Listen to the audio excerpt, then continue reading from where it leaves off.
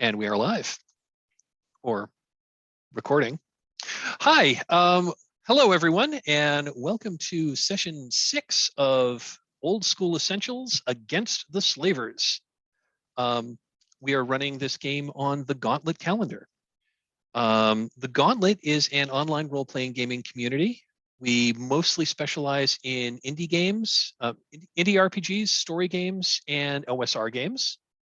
Although I've noticed on the calendar, we've been branching out into a few more traditional games of late, which is kind of cool. So tonight we are playing Old School Essentials, which is about as old school as you get. This is my OSE. It's my favorite of the D&D retro clones, and this game is basically a retro clone of the 1981 Tom Moldvay edition of the D&D Basic and Expert set. We're going to be using this to run. We are running in Dungeon Module A2 for Advanced Dungeons & Dragons, Secret of the Slavers Stockade, which was published in 1981, which, by the way, was the year I started playing D&D. As I mentioned, we're playing this on the Gauntlet calendar. If you're interested in, so the Gauntlet is, in addition to a calendar where you can play online role-playing games with people all over the world. We're also a podcast network. We have a blog. We've got forums. We publish a monthly or bi-monthly high quality role-playing gaming newsletter. You can get the newsletter or magazine rather. You can get the magazine if you want to. You can get the magazine for free if you subscribe to the Patreon. That also will give you advanced access to the calendar. If you're interested in learning more about the Gauntlet, check us out on gauntlet-rpg.com. Mike, my pronouns are he, him. I've been a member of the Gauntlet for, about three going on 4 years at this point. I've started playing for I've played for about a year, then started GMing, and I'm jamming pretty often. I've been jamming about a week. I've been jamming just about weekly for the past year and a half, which has been a whole lot of fun. Like I said earlier, I started playing D&D back in 1981. And I mostly played D&D in the 80s. I mostly played GURPS in the 90s. I mostly played D&D 3rd edition in the aughts. I mostly played Pathfinder in the teens until I stumbled into story games in 2016, and got into a campaign with a bunch of people playing Dungeon World, and that broke my brain in a good way. And I've mostly been playing story games since then, until this series, when a certain friend of mine from the Gauntlet convinced me that running Old School Essentials, the original Against the Slavers series, might be fun, and so far I'm having a blast with it. Well, I've yammered enough so far. Why don't we go around the table as folks appear on my screen, and say a few words about yourself. Harry, would you introduce yourself, please? My name's Harry. I go by he, him pronouns. I've been a member of the Gauntlet for a few months now. And I started playing D&D in the mid 80s and never really stopped. But I've been loving the Gauntlet because it's gotten me to be able to actually play some of the indie games that I love and own, but nobody will play in my area. So it's been a really awesome time, and I look forward to more. Awesome, thank you. Jim, would you introduce yourself? Hey, I'm Jim Crocker. I generally use he, him pronouns, but if you're using they, them more generically, that's totally fine with me too. That's not going to bother me. I have, I've been playing since a little bit before Mike was playing D&D, late 70s, actually. I got my first, blue box D&D set back when the modules were still like monotone in pastel colors, so that the old photocopiers wouldn't work on them and stuff like that. So I, originally saw these kind of as they came out wrapped in cellophane as opposed to shrink wrap when you bought them in the store and stuff like this. So, I've been on the Gauntlet for, going on 3-4 years at this point, something like that. In my professional life, I managed and/or owned game stores for a couple of decades, and had just branched out into running a convention role-playing business when the pandemic hit and kind of put the kibosh on that. So I've pretty much been a house husband and occasional freelance game writer over the last couple of years. I guess I encouraged and or goaded Mike into actually running this particular adventure when I mouthed off about what I thought he should run. So I feel kind of honor bound to see it all the way through. I've been having a ton of fun with it, though. Calling back to the halcyon days of D&D, and I mean, he will object that this is not a story game, but we've kind of been playing it like a story game, which is particularly fun. The parts of us are that we like, we've taken, and that's one of the wonderful things about the Gauntlet, is that we have people that are more than happy to kind of mix those traditions and not be too precious about where those boundaries are, and it's what makes playing on the Gauntlet so much fun. If you're interested in what I'm doing as far as gaming goes, you can find me online as Jim Likes Games. Just like it sounds. And that's on YouTube. That is my actual Twitter handle, at Jim Likes Games. And that is how you'll find me on Facebook. And I guess I can just say here for the first time that I've just signed up to be one of the hosts of a podcast called Curmudgeons and Dragons, which is very appropriate given, and that it is a much more kind of, fun, chatty, like bitch about D&D sort of podcast than, anything that's like, how to be a good gamer or, prescriptive or anything like that. But the good news is that they are also going to host my podcast Just Played, which is quick recaps of games that I've played. And that kind of pod faded for a while because the editing was such a pain in the ass for me to do. But they are picking that up. They're going to distribute it through that Curmudgeons and Dragons network. So you can find me there too, which is a lot of fun, exciting. And in fact, one of the Just Playeds that's coming out will be discussing this very game that we are playing here. So that's going to be a lot of fun. So I guess that's it for me, looking forward to the game. So I am curious, Tim, you're going to have to tell us whether your assistant that popped their head in there, whether they are excited about the new Amazon Lord of the Rings series that's coming out. So why don't you take it away, Tim? Yeah, well, definitely. We're both big fans of the books, and the ones directed by Peter Jackson. I don't really know that much about the new Amazon series, to be honest. I mean, I've kind of heard a little bit about it. They just dropped a trailer for it, so okay. You should go check that out. Yeah. Yes. So yeah, my son and I will check that out for sure. And also my name's Tim. Pronouns are he, him. That's my son. His name is Bram. Anyway, I've been playing with the Gauntlet for about a year. I really like to, I play a lot of role-playing games in my free time, like with my family and friends. And I've also just been very happy to find the Gauntlet. I think it's been a great community to play games with. Definitely agree with what Jim said about how it's not a place that's really rigid about, this is the way we have to run the game. I think it's a great community because we have a lot of discussions. And if you're somebody like watching this, some of the discussions aren't always in the part that we're recording because we do a debrief always afterward. That is usually not part of the recording, but I think we have that space where we really talk about like play style and kind of how we as a group want the game to look. And I just think that's a really great play culture thing that the Gauntlet does.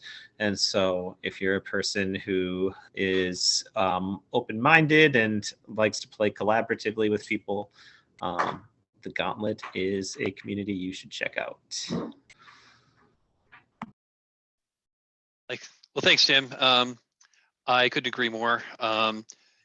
It's funny, earlier today I was involved in a chat over on the Magpie Games Discord, and the topic was like, so what Powered by the Apocalypse like techniques do you take with other game systems now? And I actually brought up this particular game, which I started, a technique I started a session or two ago, which is based on some feedback we got at the during our off-camera debrief, which was In a lot of story games, you know, the GM will cede narrative control to the players to let them describe how things happen. And I had been doing that for successes, but in this kind of game, you roll a lot of dice, and a lot of them are not successes. And since this is an OSR game, so we don't have the mixed success state, how do you make the failures interesting?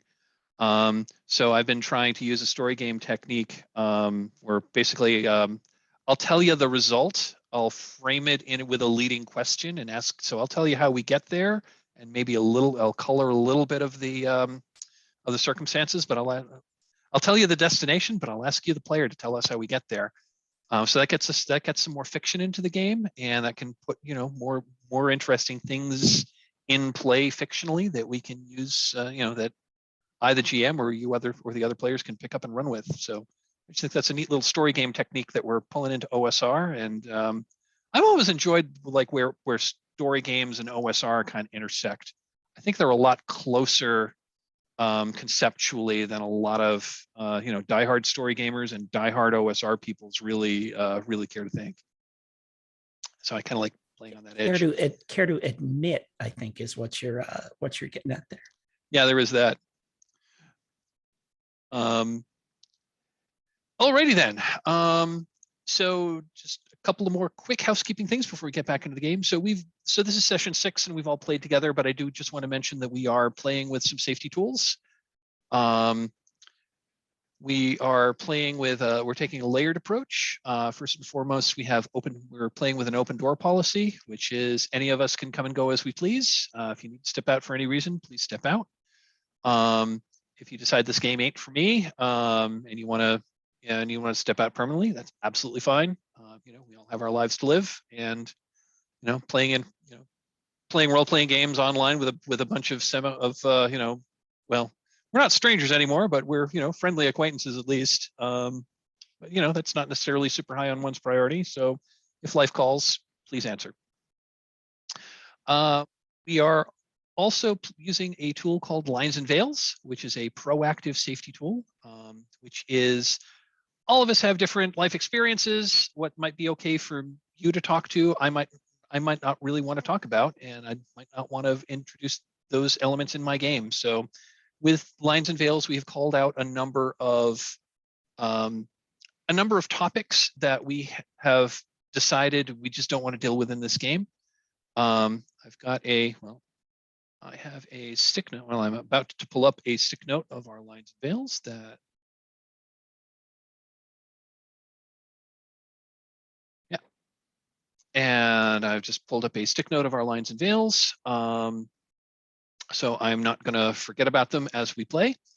Our Lines and Veils are linked on a separate Google Sheet on our Roll20 page. So if you go to the campaign journal section, there is a link under player handouts to our safety and resources that has a listing of all of our Lines and Veils that we are playing with. Finally, if we encounter something that we hadn't anticipated that is making you uncomfortable, or you don't like, or you just don't want to go there, we also have a tool called the X card. That's a reactive tool, and you can invoke the X card to pause the game and you know, tell us what we need to change, and we'll change it. It's really not that much more complicated than that. And you can X card anything. No matter if you think it's dumb, if you don't want to deal with it, go ahead and X card it, and we'll adjust accordingly. So that is safety tools in a nutshell. Anyone have any questions before we continue? Fantastic. Okay, let's do a quick recap because it's been we weren't able to play last week, so I'm going to need to think back to 2 weeks ago. And I last watched the video like just a few hours before I posted it, so that was also 2 weeks ago. So we are and for the viewers watching at home, we do have a fourth play. We do have a couple of other. We do have another.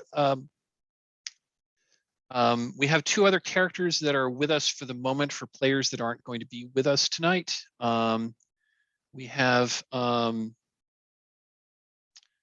Oh dear, who do we have? So we have Topaz the Acrobat, who will not be, who we will be mentioning. Players named Joe, who's not going to be able to join us tonight. We also have a dwarven ex-gladiator named Barun.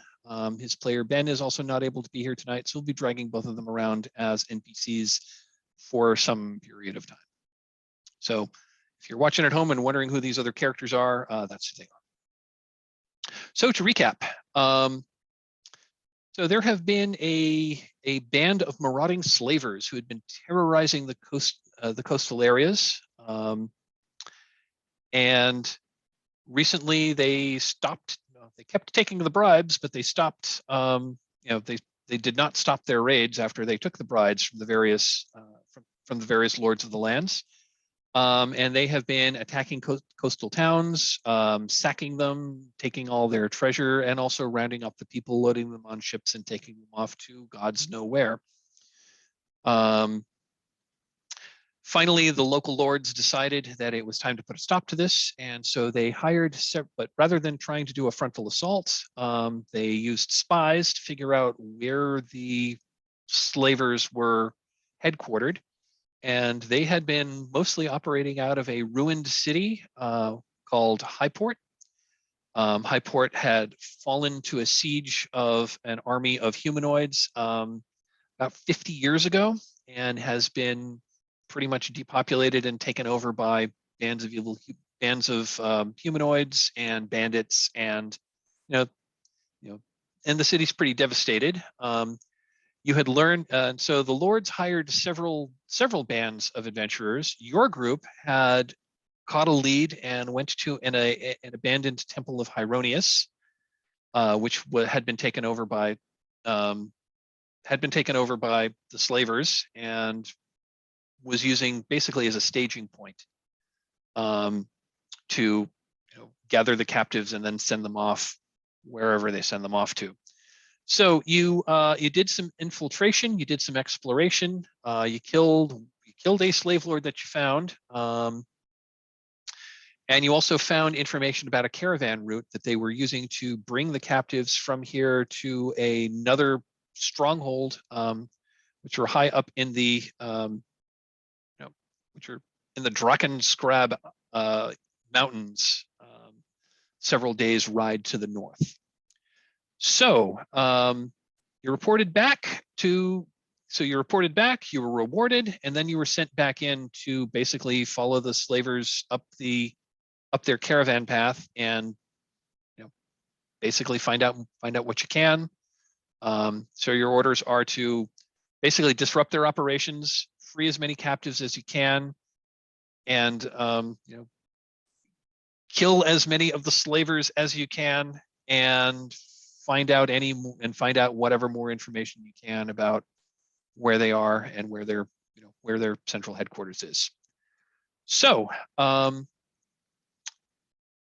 you went there, you found their stronghold.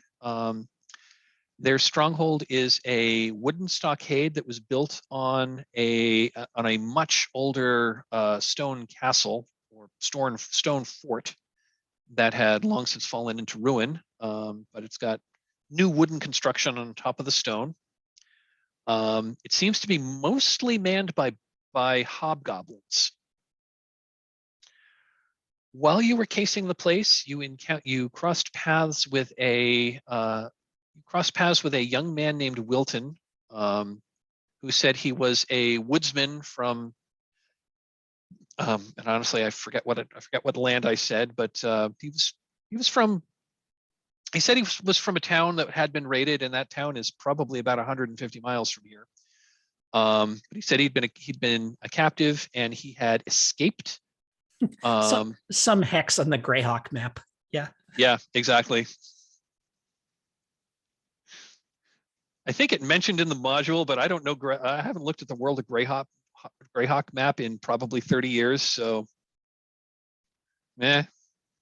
anyway, so he told you that he was able to escape by sneaking out through a semi-abandoned, by sneaking up through past an abandoned guard post. wasn't sure why it was abandoned, but it was. But guards were avoiding that place, and he'd made a makeshift rope, and he tied it and he threw it out the window because he had observed that there was this one window in one of the gate in the main gatehouse that didn't really have line of sight to where most of the sentries were. So he was able to climb down the rope and get away in the dark of night. You crossed paths with him. You gave him some clothes and a knife and some money. He said he was pretty capable in the woods, and as long as he could get away from the slavers, he'd hopefully be able to find his way home. And you bid him good night. You then went in the same way. So you have you have successfully so far infiltrated. You've infiltrated into the fortress. I'm going to do a share screen here so our viewers at home can see where we are.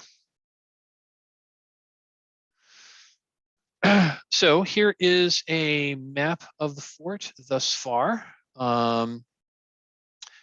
The player characters entered in a window here, which was this inset map, curtain wall, floor 2. You explored this place, realized that this particular abandoned guard room was abandoned for some reason. There was a stairway that led up, but it was bricked up.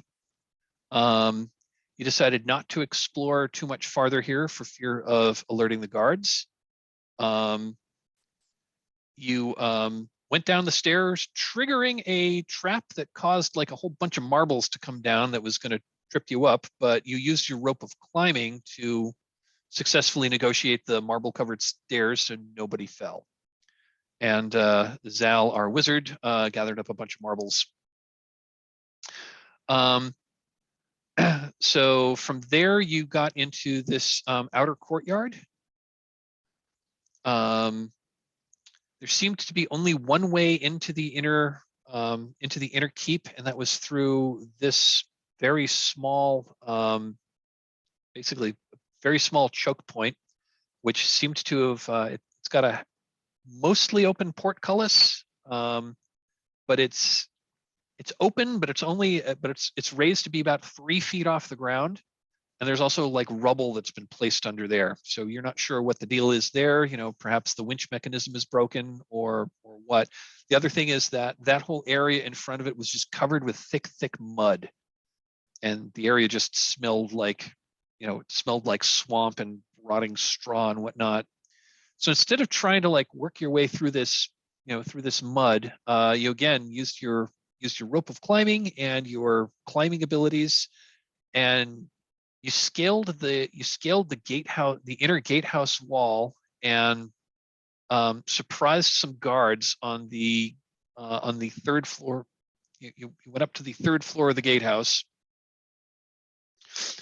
surprised some guards, killed a bunch of hobgoblins under a silence spell. So no alarm. So they were not able to raise any alarm. So you had a big fight in there. And I think that's more or less where we left it. Whether you were victorious after a big fight against some hobgoblins. I'm going to stop the share. And that is where we left it. So let me reread the description of the room you were in.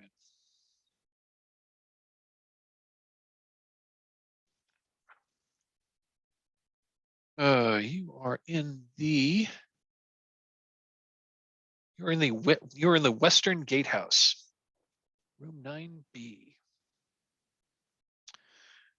This room appears to be a guard room. There are 7 hobgoblins in the room who are now 7 dead hobgoblins in this room. It's otherwise it's sparsely furnished. There's some wooden furnishings in here, like some tables, some kind of makeshift tables, stools. There's some bedrolls on the floor. The other thing you notice is in the southeastern corner, there's a ladder that's bolted to the wall. There is a trapdoor on the floor and a trapdoor on the ceiling. There are also doors that lead east and west. I'm curious, what were the goblins doing when we came in? Like they were distracted. Was there any kind of like gambling going on or anything? Yeah, like they that, were. Yeah, they were. It looked like a few of them were like playing some kind of. Yeah, it looks like they were playing dice. Okay. So then, kind of as we are looking around, Zal strokes his chin for a couple of moments, and then he makes like an aha gesture, and then he walks over to one of the goblins, and he because it's still silent in here now, right? Yeah, It is still silent. Your silence is still going. So I walk over to one of the goblins, and I make like I'm, and I walk over to their little dice table, and I say, and I kind of hold the dice up in my hand, and I shake them and I throw them as if I'm a hobgoblin. And then I kind of like jump around to the other side of the table and I point accusingly at myself. And then I go back to the other side and I go, and then I run around to the other side and I go like this, pantomiming the hobgoblins getting in a fight over crooked dice, and suggest that we set the room up to make it look like that's what happened here. I love that. I think it's pretty clear through pantomime what you had in mind. So I'm going to say, yeah, go ahead and tell us. Yeah, go ahead and so how do you dress this dungeon to make it look like the hobgoblins all like fought each other to death? I mean, I think that we kind of drag them so that it looks like there's like kind of 3 on one side and 4 on the other. And like, I mean, literally like, like take 2 of them, push them next to each other and like shove one sword into the guts of the other one, while they stick the dagger in the eye of the other one. So it looks like they stab each other and just kind of set up a whole tableau. And then I will very carefully, I'll very deliberately take one of the dice and like cut a couple of notches in it, so that like if they pick it up, they'll go, "What? This dice is has been notched." It's exactly kind of thing like that. And I think we'll, and yeah, and if there's just blood all over the place and everything, and it's clearly they had this struggle and it caught them up, then. Just to hope that at least will leave them scratching their heads long enough that, they're not going to immediately presume that there were intruders. I love it. That's fantastic. Yeah, I see him starting to do this, and I'm going to add just one little detail, and that's I turn the table over on its side and to scatter the whatever money that they were gambling over across the table. Oh, yeah, totally. Yeah, we're totally not taking any of that. Yeah. Yeah. I love it. I think maybe I'll go over to the window, and I'm guessing maybe we climbed in, we had walked through this mud. Maybe there's like mud and stuff on the windowsill. I'll just make sure that's brushed off, and so there's no sign of any activity there. That's fantastic. Yeah, I don't think we need any rolls for this. I think that's really cool and really clever.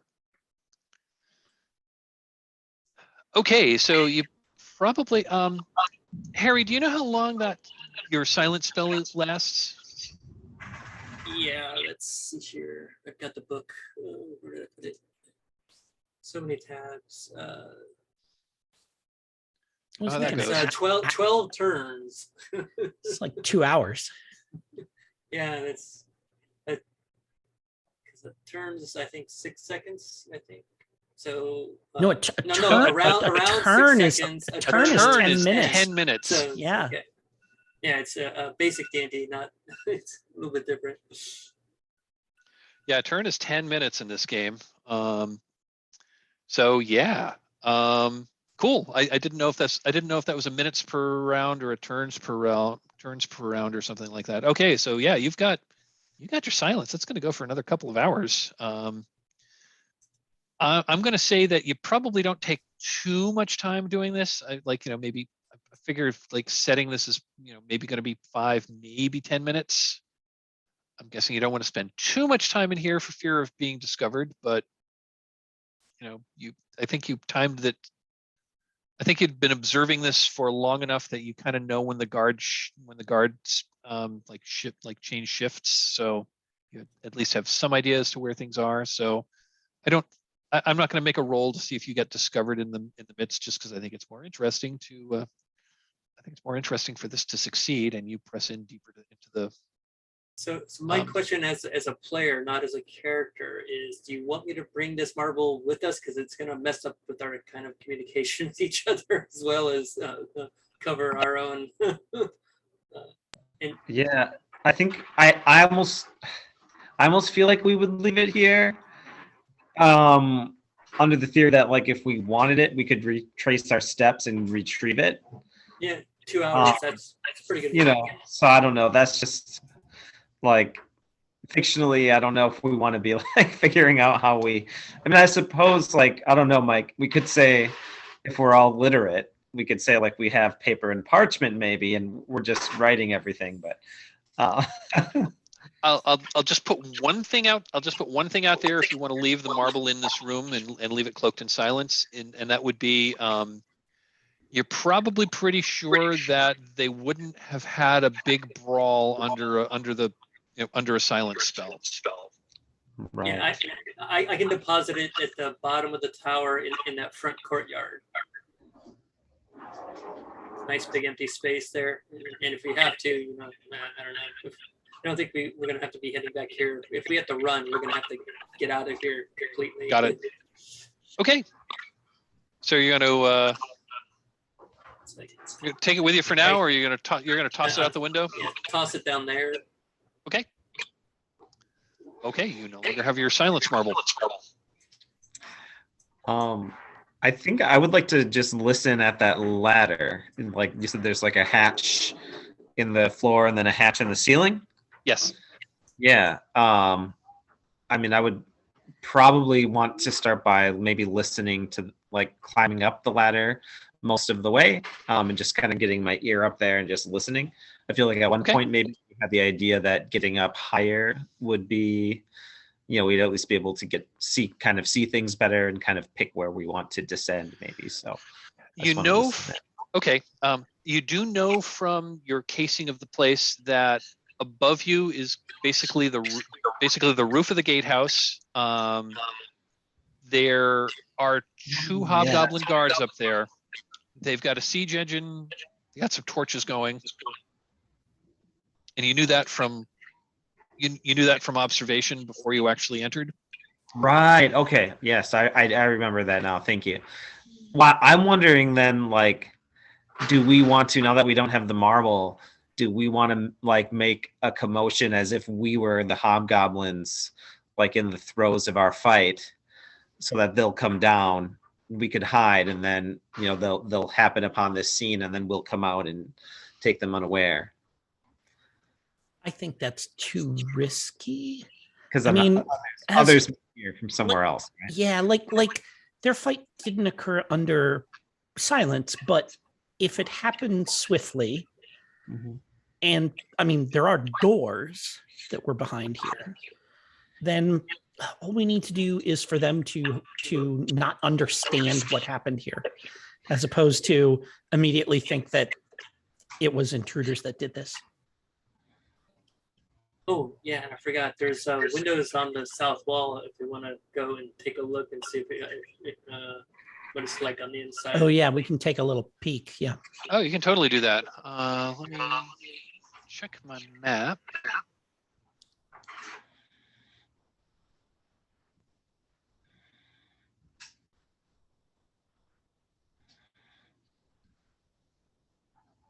You can look out the window and you can see that there is a courtyard.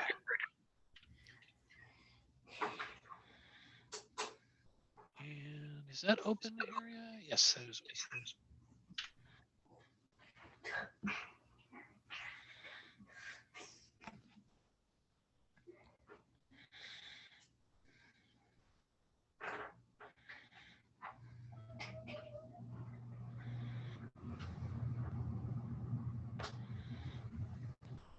I want to make it obvious where the walls are.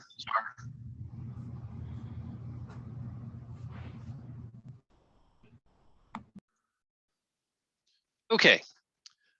So looking out through the windows, you can see well, it's marked as area 12. That's the inner parade ground. And so this, I'm going to share screen again so the viewers, so anyone who's watching can also see what I'm talking about.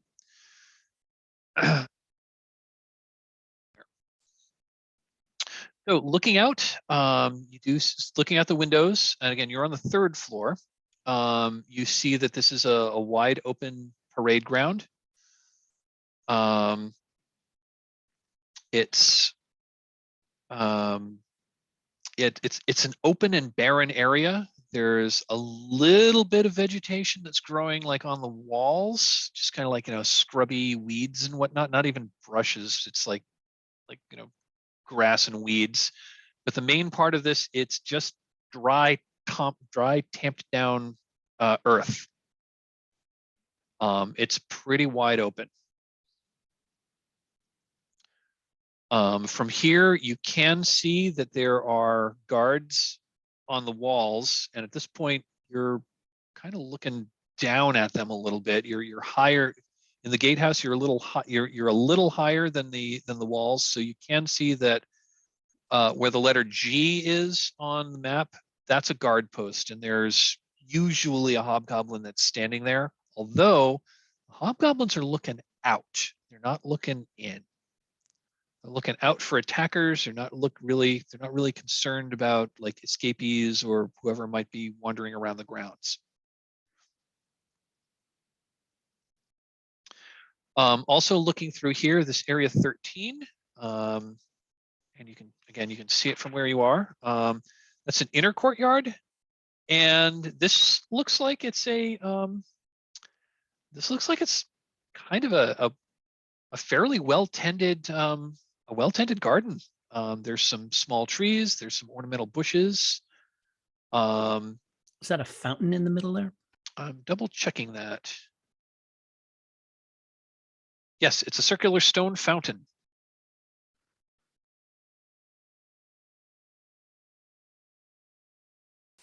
The shaded areas along here, and you can see that is a wooden walkway that is 10 feet above. So that's a wooden walkway that's 10 feet above the courtyard itself. There do not appear to be any guards walking on that walkway. Do we see any doors back there off of the walkway, or is it too far away? I'm gonna say yeah. It's not super well lit, but yeah, there is a there is a pair of large double doors at the far end of the inner courtyard, and everything else that's still shaded, that's the actual keep.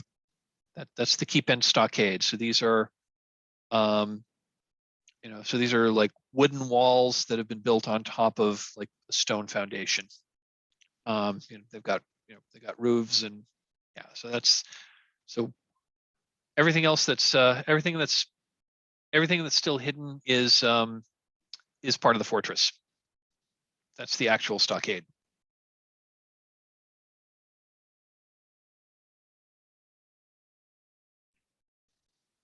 Oh, so am I understanding correctly that we actually are on the same level as the guards, right? Yeah. Because if we leave the door and go around the corner, the guards will be right on the wall there. Got it. Okay. Exactly. Yeah. Exactly. Okay. Yeah, it sure seems like we need to go down and then get quickly across that courtyard. Yeah, wide open space is bad for us, but I think since they're looking out, we can just get down, make a dash for it, and yes, and hope we get across. Yeah. So you're going to open the trap door in the floor and head down, or at yes, least check to see what's down there. Yep. Mm-hmm. Okay.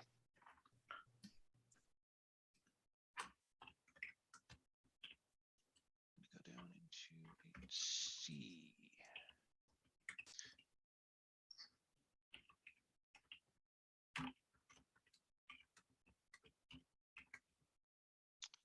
Okay, so I'm guessing you said you wanted to listen at the door to the trapdoor going up. Are you listening to the trapdoor going down before you proceed? That a yes? Or are you just going to open the door? Oh, I think we're going to listen first. Yeah. That's why we have a Okay. rogue. That's why we have like these roguish types with us. Yeah, I think I have 3 and 6, and then everybody else has like 1 and 6 or 2 and 6, something like that. Yeah, I think everyone else is 1 and 6 to here, but rogues, I think a rogue of your level, I think you're at 3 of 6, but it should be on your character sheet.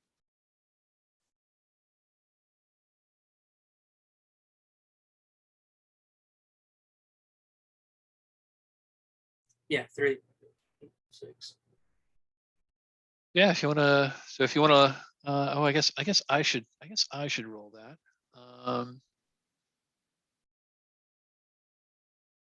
I guess I should do a secret roll. Okay, where's the dice roller? GM.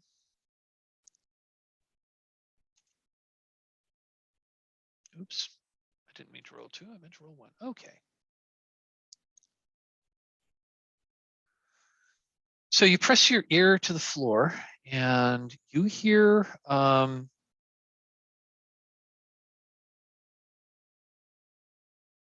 just take a look here.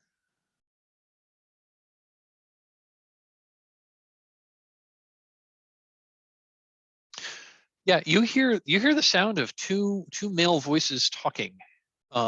They are talking in common. And yeah, they're just kind of like chatting. I guess they're talking a little bit about like guard rotations and talking about, like one of them says, got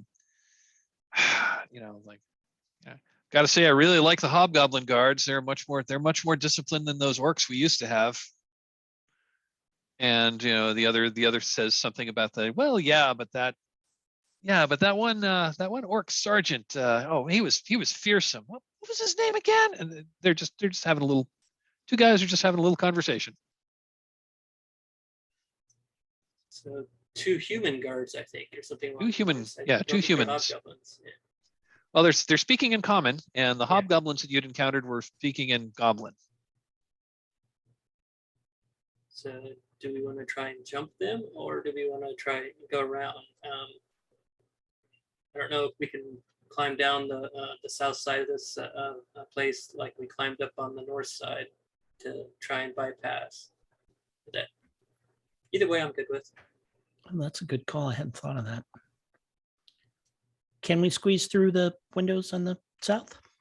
They're pretty much the same size as the windows you squeezed through on the north. Yeah, so it's yes, it's a squeeze, but yes, it is a squeeze. But yes, I'm just going to point out there may be more eyes that I think there are probably more eyes that could conceivably see you from this direction. But yeah, all the hobgoblins on the wall can see us from here. They couldn't before because the gatehouse was in the way. Exactly. So either way is risky. I just don't know. So yeah, you've got these. Yeah, you've got these two. These are the 2 guards that you're probably most worried about. And again, there are goblins like on the roof above you, but they're not. But if you keep quiet, they're probably not gonna see you unless they like walk right over to the edge and look down. And again, they're looking out, not in.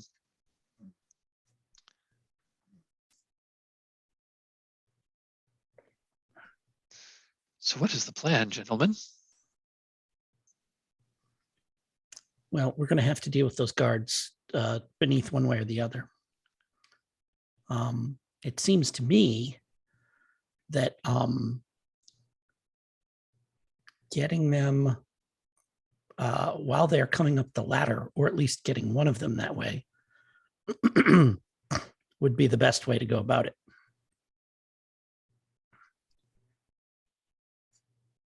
I simply call one of them and summon him up here. well, we did hear what the hobgoblin sounded like. Anybody want to try and duplicate the voice? I don't know if that's a roll or. I mean, I think that's going to be a charisma check. That seems fair. I think that's going to be a charisma check. So like let's just have a little more fiction around that. And what like how are you going about doing that? Which of us is the most would be the most convincing in that situation? Yeah, I've got 13, so. And better than mine, which is an 11. And the other thing is, you notice that the hobgoblins were speaking in hobgoblin. Yeah.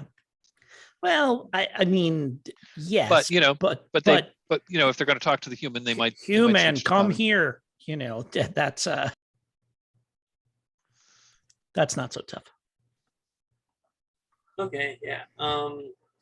So I think what I'm going to do is I'm going to stand right by the trap door, stomp on the door twice, and then in very guttural, just do exactly what Zal said. Human, come quickly, and then back off and. Okay, I love it. And then stab them in the eye when their head pops up, I think. I love it. I think we need a charisma check here. Okay. So, let's actually roll some dice. I think if you just click on your charisma on your character sheet, I think that should roll. yeah, I've got so many windows open. Sometimes I have to get rid of the threshold modifier thing here. So there's that, and fail.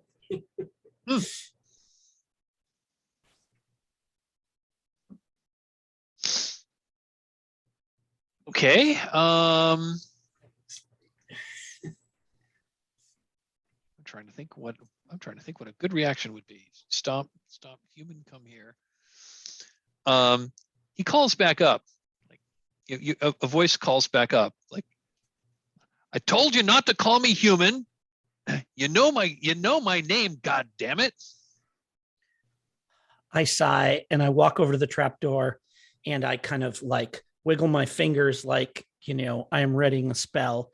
And I like nod to Clintock to just open the trap door. Okay, yeah. Open it up and back off real quick. And I cast sleep down into the room. Nice. Fantastic. So I'll tell you what you see. You open the trap door, you look down, and it's a small room. Let me reveal it on the map.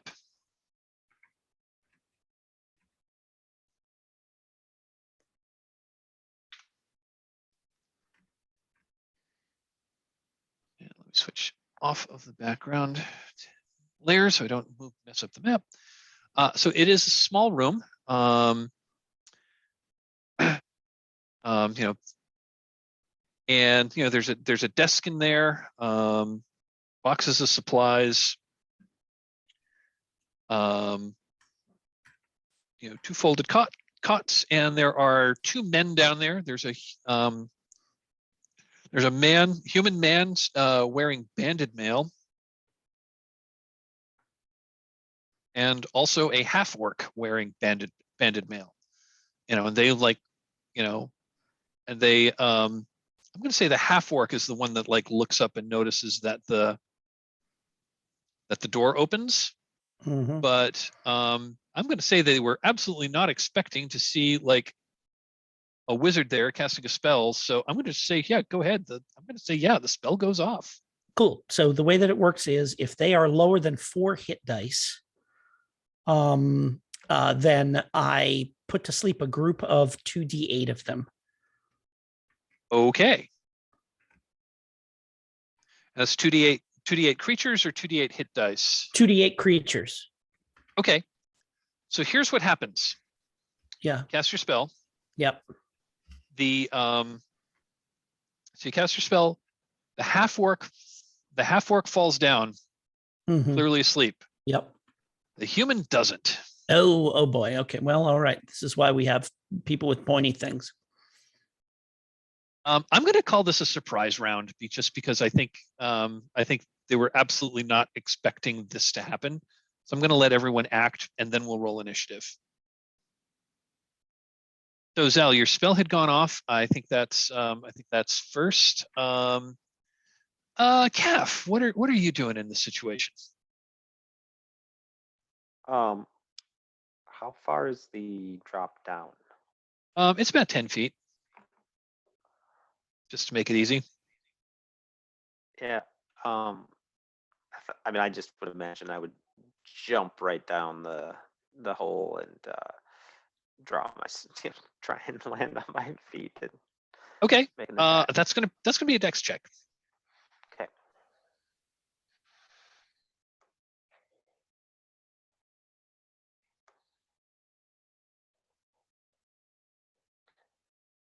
Sorry. Okay. So you're basically just like jumping down to like attack this guy. Yep. Just gonna jump down, land next to him, and attack. Okay, I'm gonna say, yeah, you're there, and he is dumbfounded that someone just jumped down. He doesn't even have a chance to like. I mean, he's just kind of like gaping at you in surprise. He's got a tankard of ale in his hand. He doesn't even have a weapon. Doesn't have a shield, and I'm gonna say his shield is. He doesn't even have his shield. It's like leaning against the wall. So, yeah, you're there. So if you want to go ahead and hit him. Yeah, I'll give it a shot.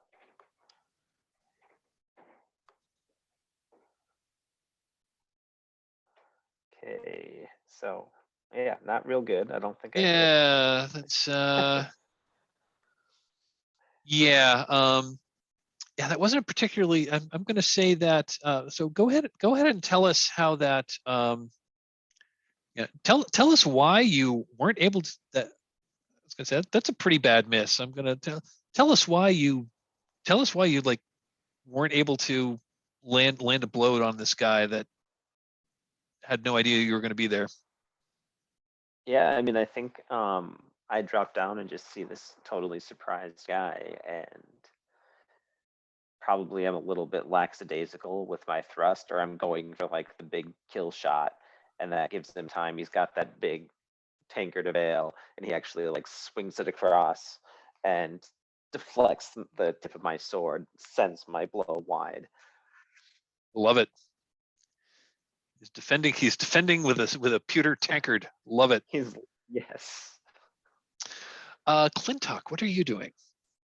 I think I'm waiting. Are we going to be using the other fighter in this encounter, or are we just? I was planning on using our two NPCs in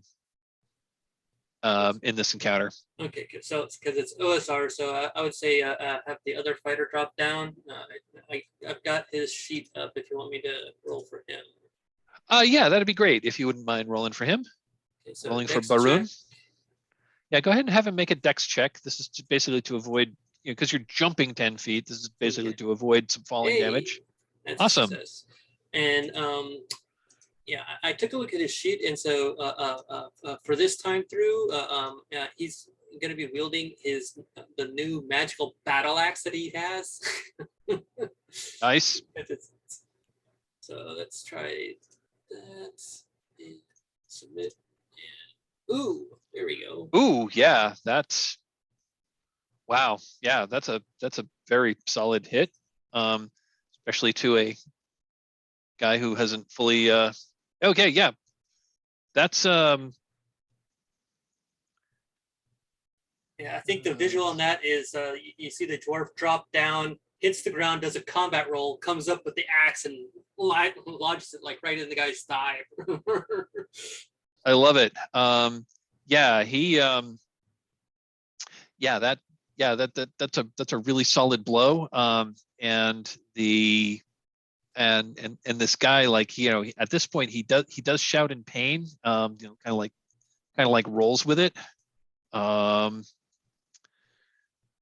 But yeah, that cut on his thigh is bleeding pretty badly. But he's still up. Okay. And that's when Clintock is going to step up with his short bow, and I'm going to try and angle a shot through the trap door and try and catch this guy. Because absolutely, don't go to toe as a thief in OSR. That is correct. Not if you want to keep playing that character. +1, +2, so I'm +3. So That's a 9. So the angle is just horrible, and the arrow just lodges. Yeah, doesn't even get through the trap door. I hit the edge of the trap door, and it just thunks and quivers there. And I just like rub my Got it. face with my hands.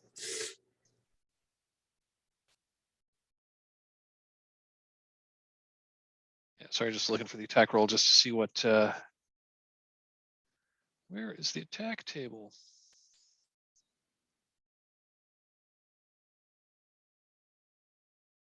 Here we are.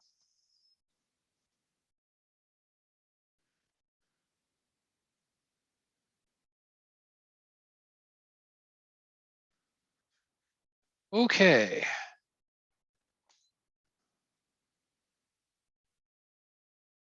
We are. Dice or Thaco. That's right. It's in the inside back cover of the book. There we are. Okay. So yeah, that you just got a terrible angle, and an arrow whizzes right by him and just is like from the angle. It's now like sticking into the. There's an arrow like sticking up from the floor. Who would like to run Topaz? I'll do that. That's fine. Okay. What do you think Topaz? Topaz can actually fight. So Yeah. Let me take a look at. Sorry. Let me pop open Topaz's sheet. This is going to be a little bit of a.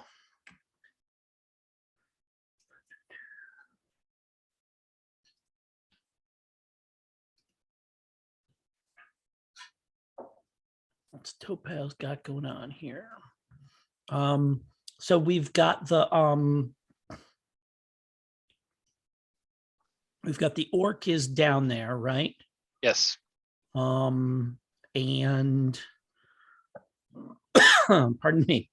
The orc is down there asleep. Yes. The rest of us are still up top. Yes. Calf and Baroon have both Calf and Baroon have both jumped down through the trapdoor, and they have engaged this guy in melee. Got it. Okay. Baroon got a good chop in with his enchanted battle axe, which it had been fairly quiet until this guy started like screaming in pain. Mm-hmm. Okay, so then if that's the case, then I think that Topaz is gonna, follow them down, leap down in, trust that the two of them have that guy under control, and just run his spear through the throat of that orc before it wakes up. Okay. I think that's I think attack. I forget what the rules are for in OSE, but I think attacking a helpless opponent, I think that's just going to kill them. Dispatch it. Yes. No, there's I know in 3.5 and 5e there's a coup de grace maneuver, but I think it just works. I just want to point out, might want to just say that happens off screen and not describe it, but sorry to describe because that is a line. Yep. In the safety tools. Oh yeah, I wasn't going to go any farther than that. Okay. I was just going to say, just making sure. Yeah, I wasn't going to go any farther than that. I thought that was like prisoners and stuff. Did I misstep there? No, I think if I recall, I think Ben added that in our first session there was a scene where I had Calf dispatched some sleeping guys, and then I think Ben added Okay. in response to that he added that. So okay, then Topaz drops down, whips his spear around, and bonks the guy hard on the head so that he is unconscious rather than like all this noise is going to wake him up. I love it. And yes, there was, and yeah, retcon that. I'm fine with that. That's cool. No, that's fine. Yes, that is a line. I double checked the sheet. That was a line that was added later, and I forgot to copy that over to my stick note that's floating on the top of my screen. So let me add that right now. Good catch, Tim. Thank you. Sorry. Yeah, thank you, Tim. I totally forgot about that. well, Harry noticed it to begin with, but I second that. Nope, Yes, Harry, nope. That's absolutely cool. I Yeah, I totally forgot about that as well. Okay, yeah, and I'm going to say that auto works as well. You clock the half orc out on the head, and yeah, he's no longer magically asleep. He's like legitimately unconscious. I think everyone has gone. That was our surprise round. So this is now round 1. It is time to roll initiative. And basically this works. Basically it's super easy.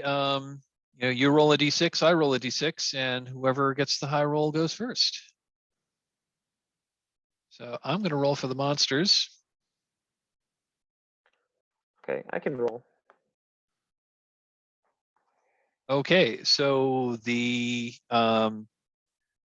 human and banded male goes first, and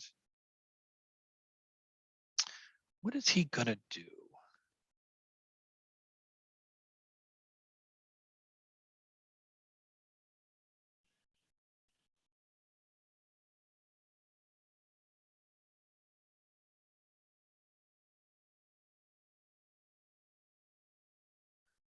Give me just a moment here.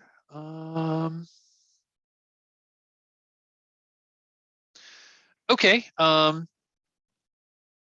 So he backs away. So again, he's he was not really prepped for combat. His sword belt is off. It's leaning against the wall, as is his shield. Because although he is wearing his armor.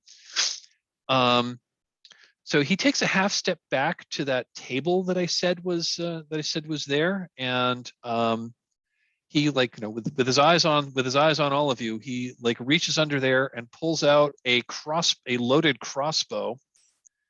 And of the 3 of you who are in the room, who is the least armored? I'm guessing Topaz is in. I'm guessing it's going to be Topaz, who's probably wearing leather armor. Yeah, I'm going to say he's.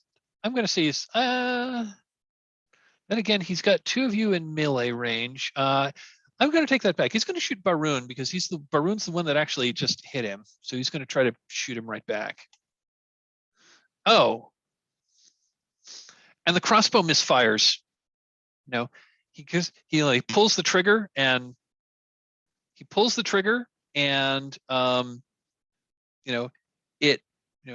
and the bow, and the bowstring, the bowstring goes kfunk, but in his haste to pull the crossbow out, the bolt that was sitting there fell off the slot. So when the bowstring hits the bolt just kind of goes, the bolt just kind of goes spinning upward and bounces off the ceiling.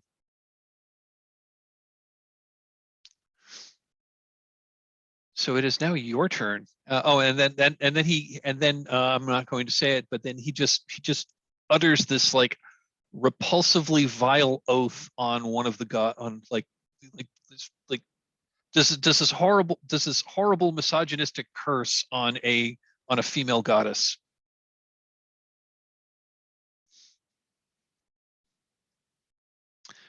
It is round 1 player character's turn. Spells kick off first, right? Spells kick off first. All right. So let me get to Zal's sheet here.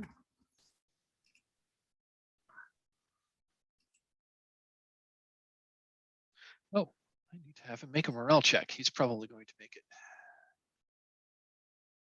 Because he's got really good morale. Wait, that was a 2d6 roll, not a 1d6 roll. Yeah. Ooh. Morale is. I forgot morale. You want to roll? I think with Yeah. morale, if you roll over the morale. Yeah, you score, roll over, they surrender. He realizes he's outnumbered. He's holding a crossbow. He's doesn't have a shield. He has he's holding a now unloaded crossbow. Doesn't have a quiver on him. He just drops the crossbow and raises his arms. Oh yeah, and he says, "Who the hell are you?" You're in no position to ask questions. We'll be asking. And Zal smiles and he says, "We represent your new employers, sir." And I clamber down the ladder and I say, whatever these scoundrels are paying you, the merchant princes will double it. What's this week's wages for you? Give me just a moment to read a little bit about this guy.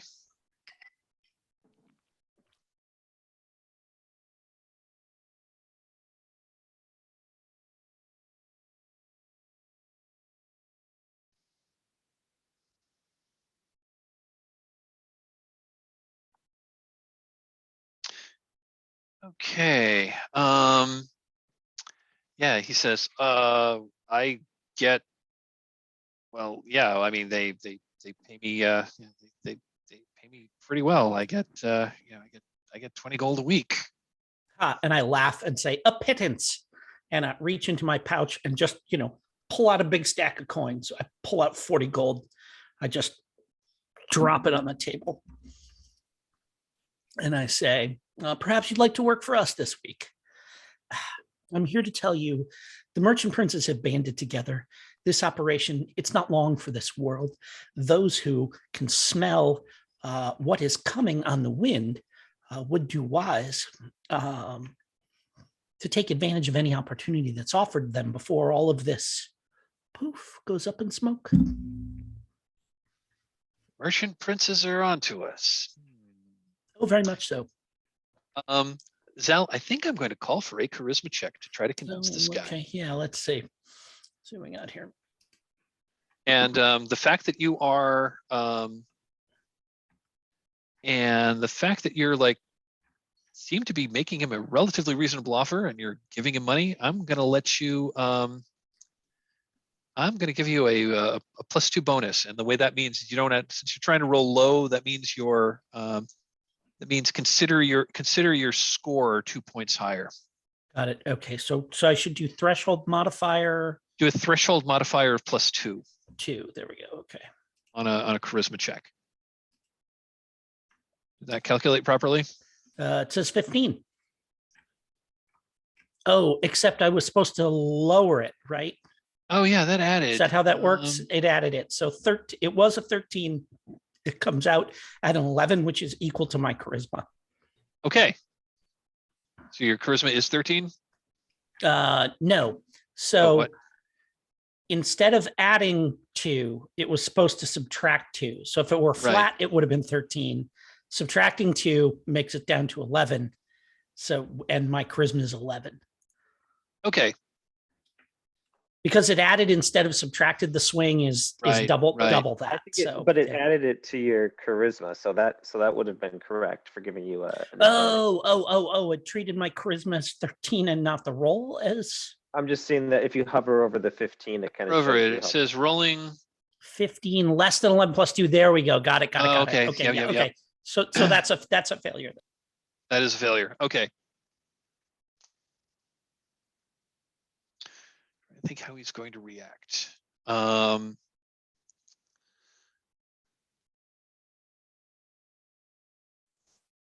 Well, you make a very compelling offer, sir. There's just one problem, and that is my employers have infiltrated the merchant princes, and therefore he shouts, "Guards!" Okay, so when he takes that breath in to holler, that's when Topaz is gonna, hit him between the eyes with the butt of his spear to knock him out. And once it becomes clear he's not taking our offer, Zal just nods to Topaz. it does become clear he's not taking the offer, Yeah. and he is. So I think I want this to be. I'm going to have Topaz make an attack roll. Sure. Let's just see how this goes. Yep. There's this guy's got a much lower armor class than normal, so let's just make an attack roll and we'll see what happens. He rolls an 8, which is terrible. Okay, that would have hit armor class 9. Maybe not so terrible. I mean, Yeah, that's probably still terrible. That hits armor class 9. He's standing still. He is wearing armor, but you're trying to hit him right between the eyes. Yeah. So I was thinking you probably would need to hit armor class. I was thinking you're probably going to need to hit armor class like 6 in order for this to work. Okay. So I think what happens is, Jim, why don't you tell us how this, how does this guy avoid the blow? Oh, I mean, I think it actually hits him, but this is someone who he sees it coming and he just kind of stiffens his neck and it knocks him back, it bounces him, and he's going to have a big welt there and stuff like this. But, he's gotten he works for the slave lords. So he gets hit like that on the parade grounds. So yeah. So not a big deal. Not a big deal for him. So him and Half-Orc probably challenge each other to punch each other in the head, kind of thing like that. Yeah, so yeah, I love it. So Topaz smacks him. He just kind of shrugs it off and he shouts, "Guards, guards!" What do you do? I think at that point someone needs to murder him. Yeah, Barun's gonna at least swing on him. Okay, go ahead and make an attack. All right, let's see here.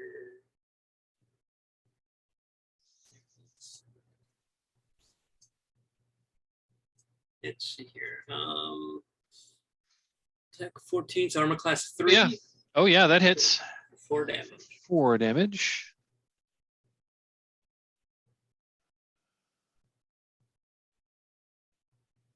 Yeah, that was kind of that was a glancing blow. What does that attack look like? He just basically tries to repeat the attack that he just did, but on the other side. But this guy, again, saw it coming and is able to just move back a little bit, so it's only a slight wound instead of taking off his leg, and hopefully setting him up for a calf to finish him off. Hopefully here. Okay. Yeah, I will try to take him out.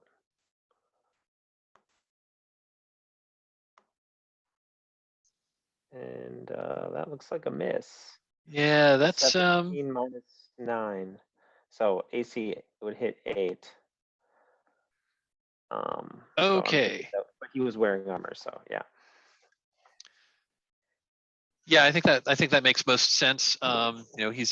He is wearing armor, so you were going for you were aiming for like a gap in his armor, but he shifted, and so his armor absorbed the blow. Let's see. I guess Clintock, what are you doing? Yeah.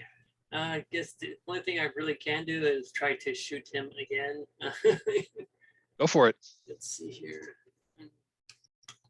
+3. It's gonna be armor class 1. Oh, that's a hit.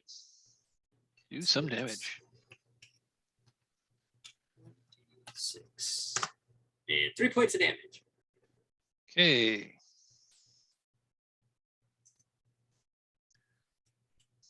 Okay, that I'm just going to say that arrow just kind of he was paying more attention to the people right in his face that were trying to murder him, that he wasn't really paying quite so much attention to the arrow that's coming to the arrows that were being rained down upon him. But he just, and so this one like goes right by his. This one goes like right by his, like grazes his head, and like there's a streak of blood that's coming down. That everyone. Del, I think you're. Yeah, I think you. Yeah, I think you were trying to negotiate this round. So it's now his turn.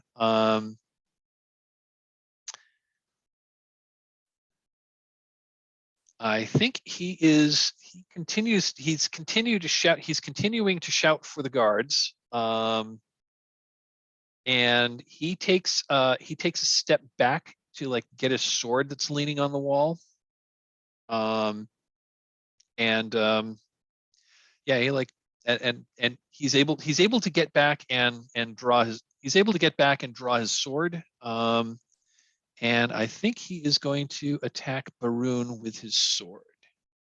So I'm gonna roll it. AC 0. AC 0. Actually, might have a chance.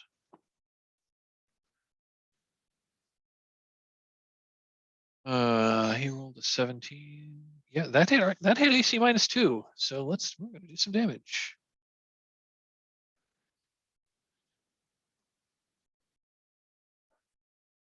And yeah, that does 2 points of damage on Baroon.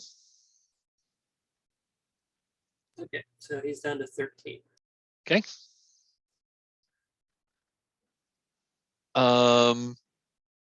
I am going to make a roll.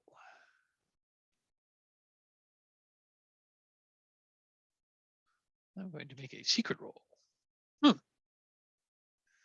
Mainly to see if the guards in the next room are actually hearing this, or if they're too busy doing something else.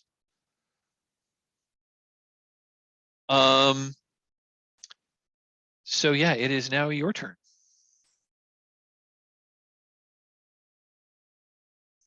If anyone's doing, we just go to order of operations first. So monster morale, he's already filled his morale, but he knows he's cornered and kind of like he tried, so at this point, I think he's going to try to fight for the death, because I think he's determined that you folks intend to murder him.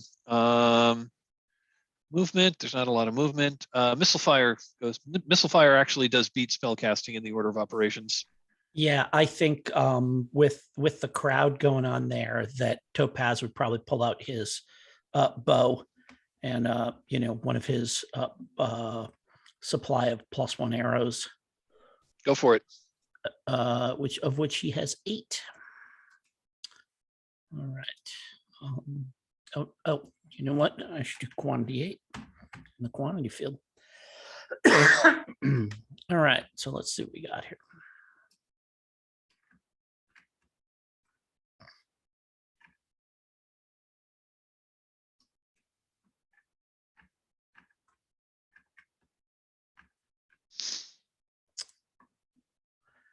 Boom.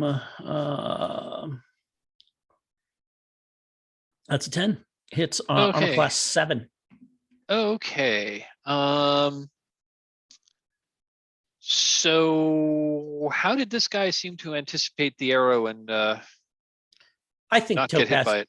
I think Topaz it's not even so much that, as Topaz just doesn't have a good shot, because he's in there, mixing it up with his buddies, and he's got to be careful about not wanting to hit one of his friends. And, he's like kind of, it's like one of these like, now. And, no, it goes, and like maybe even somebody like just as he's about to release, Clintock side steps, and he's got to go, crap, and kind of, point the bow up a little bit just so that he doesn't hit one of his buddies. Got it. Love it. Is Zell going to do anything?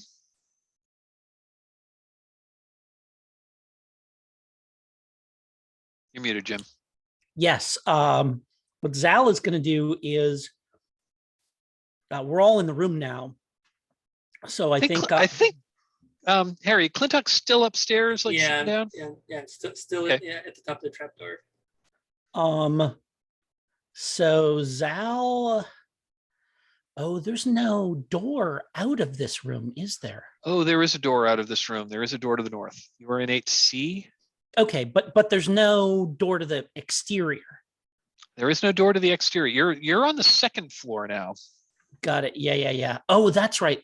We oh, and there's no way down from here. Okay.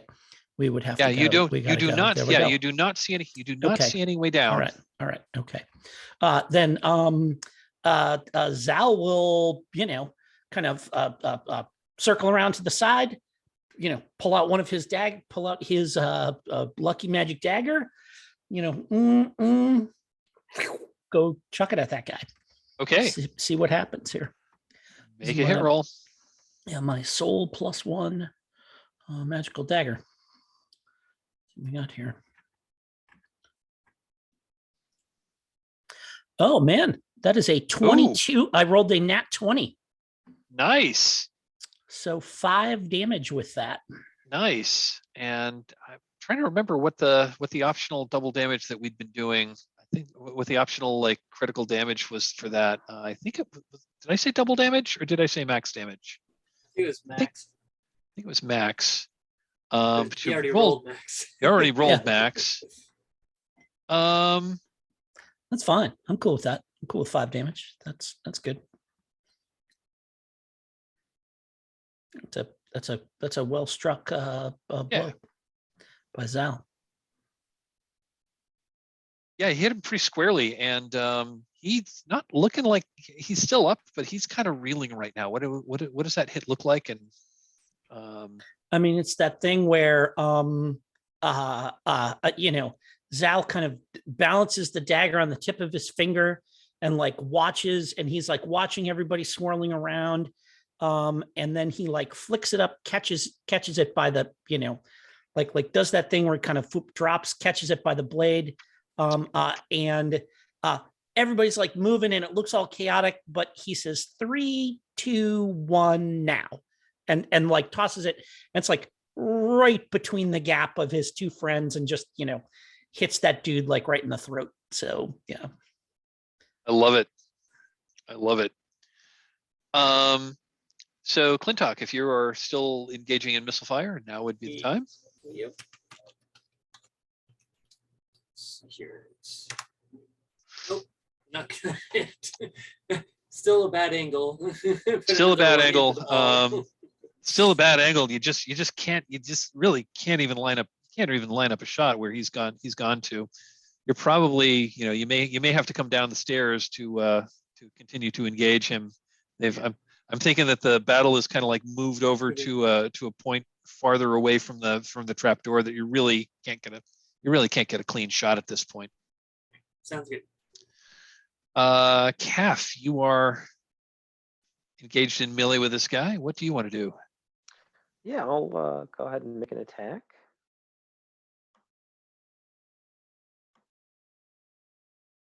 All right, so that hits AC 4. That is a hit, and you have taken him out.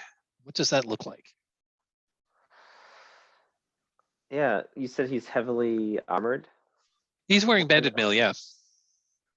Yeah, I think that Zal's dagger hits him in the throat. He kind of staggers back. Maybe like throws up his hand to his throat to the dagger, and then there's a weak point in the armor here, and I'm just able to just get my sword up in there and just thrust it in. Got it. So we're out of combat. I'm just going to say for the sake of argument and for window and for like set dressing here, now that the battle's over, what you are hearing from the other side of the door is what you're hearing is just like sounds of laughter. It's probably more hobgoblins, but it sounds like the guards there. It sounds like there's quite a few guards in the next room, but they seem to be like telling stories and like laughing about it, and that's why they probably didn't hear their captain shouting for assistance. So you've got a dead commander in here. You've got an unconscious half orc. And looking at the time, why don't we take a break here? Let's take 10, and then we'll come back. We'll take it from there. So Perfect. see you in 10 minutes. And we're back. So, at least for the moment, so there are definitely more guards on the other side of that door. At least for the moment, they don't seem to realize that there's anything happening here. You've got an unconscious half orc. You've got a dead, you've got a dead human who was some kind of a who was a very competent fighter. But you caught him mostly unawares and unprepared for battle. Does he have any special gear, or is it all just mundane stuff? He does have some special gear. In fact, I'm just going to, so he's got banded mail. He's got a light crossbow. His sword that he finally engaged in is really nice. I'm just going to tell you, it is a +1 sword. Long sword, short sword, what kind of? Just says sword +1. I'm going to say it's a long sword. That would make more sense. So you now have a +1 long sword that someone in your party could wield. Again, both the half orc had a the half orc had a two-handed sword, no shield. The human had the human has like just a regular shield. Yep. You rifle through their pockets. Between the two of them, they've got 20 gold pieces in cash. Twice what you get your 40 back. Twice what I 40 laid back. down on the table. Yeah, I scooped that back into my bag. Yeah. The human is wearing a silver and coral ring that's worth 300 gold pieces. Oh, I'm sorry, that's the half orc. The half orc has the silver and coral ring worth 300 gold pieces and a gold earring worth 75. Gorbin the human has the +1 sword. He is also wearing like a neck guard that's made of gold, that's made of silver and coral, and that's worth 1,000 gold pieces. It's Whoa. and looking at it, it's got like military symbols etched into it. So it's clearly some kind of a symbol of rank, although you're not sure from what army. Does Kath wield an enchanted blade or already? No, I think Clintock, you have the +1 short sword Yeah. from before, right? So So yeah, I'm still just rolling with my regular long sword. So you yeah, guys are okay with +1 get long that. sword, brother. You now have Yeah. a +1 long Oh, sword. yeah. And then in Very EX, nice. is that so it adds +1 to attack and damage both? Yes. Mhm. Okay. Oh, and also the human, he's got a large gold belt buckle. That is etched with the name Gorbin, Gorbin. It's worth 500 gold. Oh yeah, I'm gonna It's, hold on to that one, just for a show. I want to hold on to that one. You bet. So that's the treasure you're able to find in this on your two opponents. Mhm. That was a close one. Yeah, you don't seem to have been discovered yet. What do you do? Is there anything else in the room? Kind of chest or container? Anything? So there's like boxes of supplies in here. The boxes mostly contain like dried and preserved foodstuffs.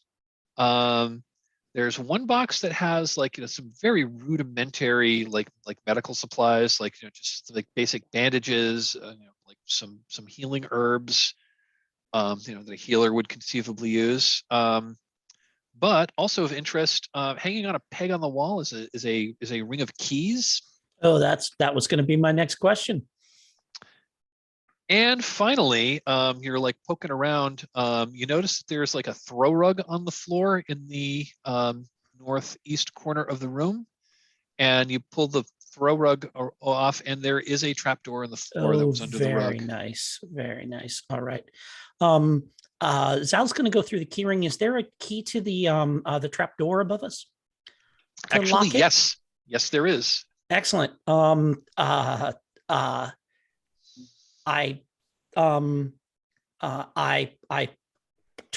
put the key in the lock. I turn it, and I point to Calf, and I say, "If you would," indicating that he should use his strength to.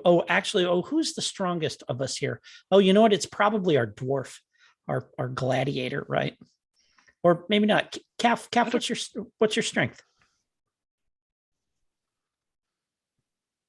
It is 16, I believe. Maroon's is also 16. 16, yeah, equal. Yeah, so Calf, I put the key in the lock, give it half a turn, and I say, "If you would," indicating that you should snap it off with the key inside the lock, which will make it much harder for them to get down through that trapdoor. Nice. Yeah, I will go ahead and do that. Nice.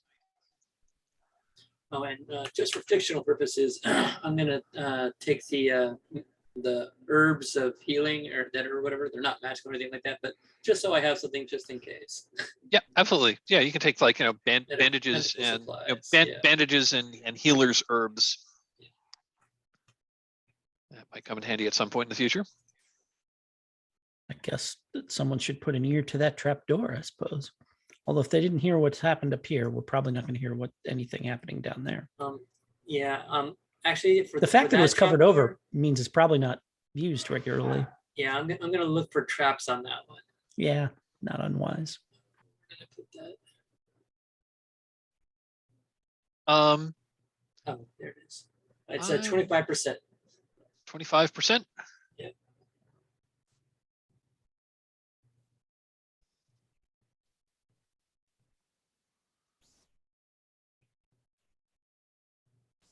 You do not find any traps. Okay. I guess if you hand me the key, I'll open it for Cap and Varun to take the lead. It is not locked on. I mean, there is a locking mechanism on this side. However, it's just a bar. Okay, cool. And I'll remove the bar and open the door to let the fighters through. Before we go, is the door to the north lockable? Well, yes, it is. Should we do the same to that door? I think we should. Yep. Well, many hobgoblins are in the room, it'd be best not to deal with them, right? I agree. Okay, yeah, you jam that door shut too.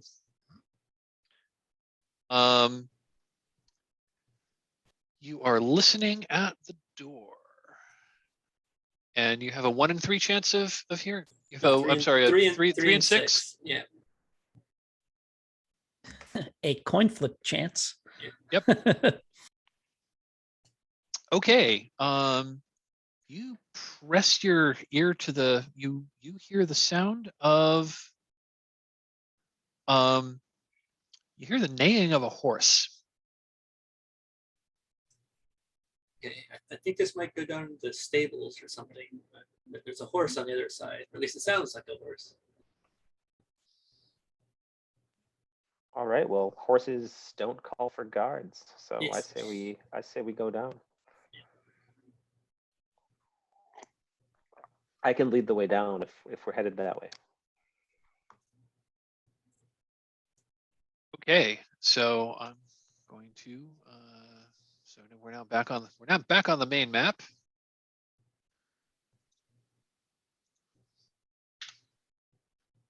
In room 7A, the stables. And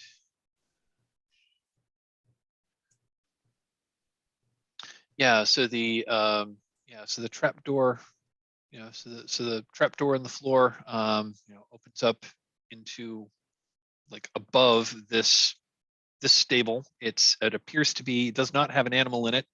I will say that it's about a 10-foot drop to the floor, and it does not seem to have a ladder. Rope of climbing. Only we had a portable fireman's pole. Yeah. Yeah, I just attached the rope of climbing to the ceiling right over the trap door. It goes straight down. So Okay. Just watch out for the rope burn. I'm going to say that this particular stable, it's a pen for it's a pen for a horse. It's open. So just looking down, it's a stable. So so there's like kind of half walls that the various horses or other animals would be in. Looking through, I'm going to say way up over on the far wall, tending to the two horses that are like way up here, there are a pair of what look like young hobgoblins. So like hobgoblin teenagers that seem to have been given the duty of tending the horses. And I'm going to say there's see how many horses are in here. It says various horses are in the stables. It doesn't give a number. I'm going to say there's 7 horses in this stable. They look like they're moderately well cared for, but these hobgoblin youths are probably not the best stable hands. They appear to be dealing with the horses and don't seem to have noticed that this trapdoor has opened,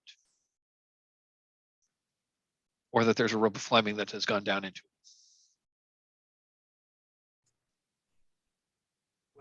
Try to move quickly and hope they don't see us, or I was thinking I could drop down. I could like grab the neck thing and the belt and drop down, and just try and pretend like what was the guy, because the belt even had his name on it. yeah. Here you go. I could just like kind of shout at them and be like, hey, run to the gatehouse or whatever, run and fetch some fresh straw. This stable is a disgrace, something like that. Just so they take it off. I love it. Yeah, I mean, they're, from a hobgoblin perspective, all humans look alike. Yeah, I mean, I've got his sword and his belt, and it's got his sword, his belt. You put his, Put his cape on. Yeah, whatever. Yeah, that's. I'm going to say, so you're ordering the hobgoblins to like go fetch more straw. Yeah, like, is that the plan?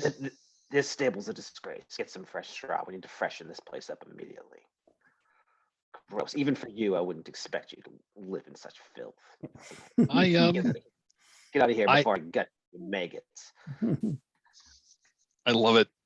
I'm going to call this. I think this is going to be a charisma check.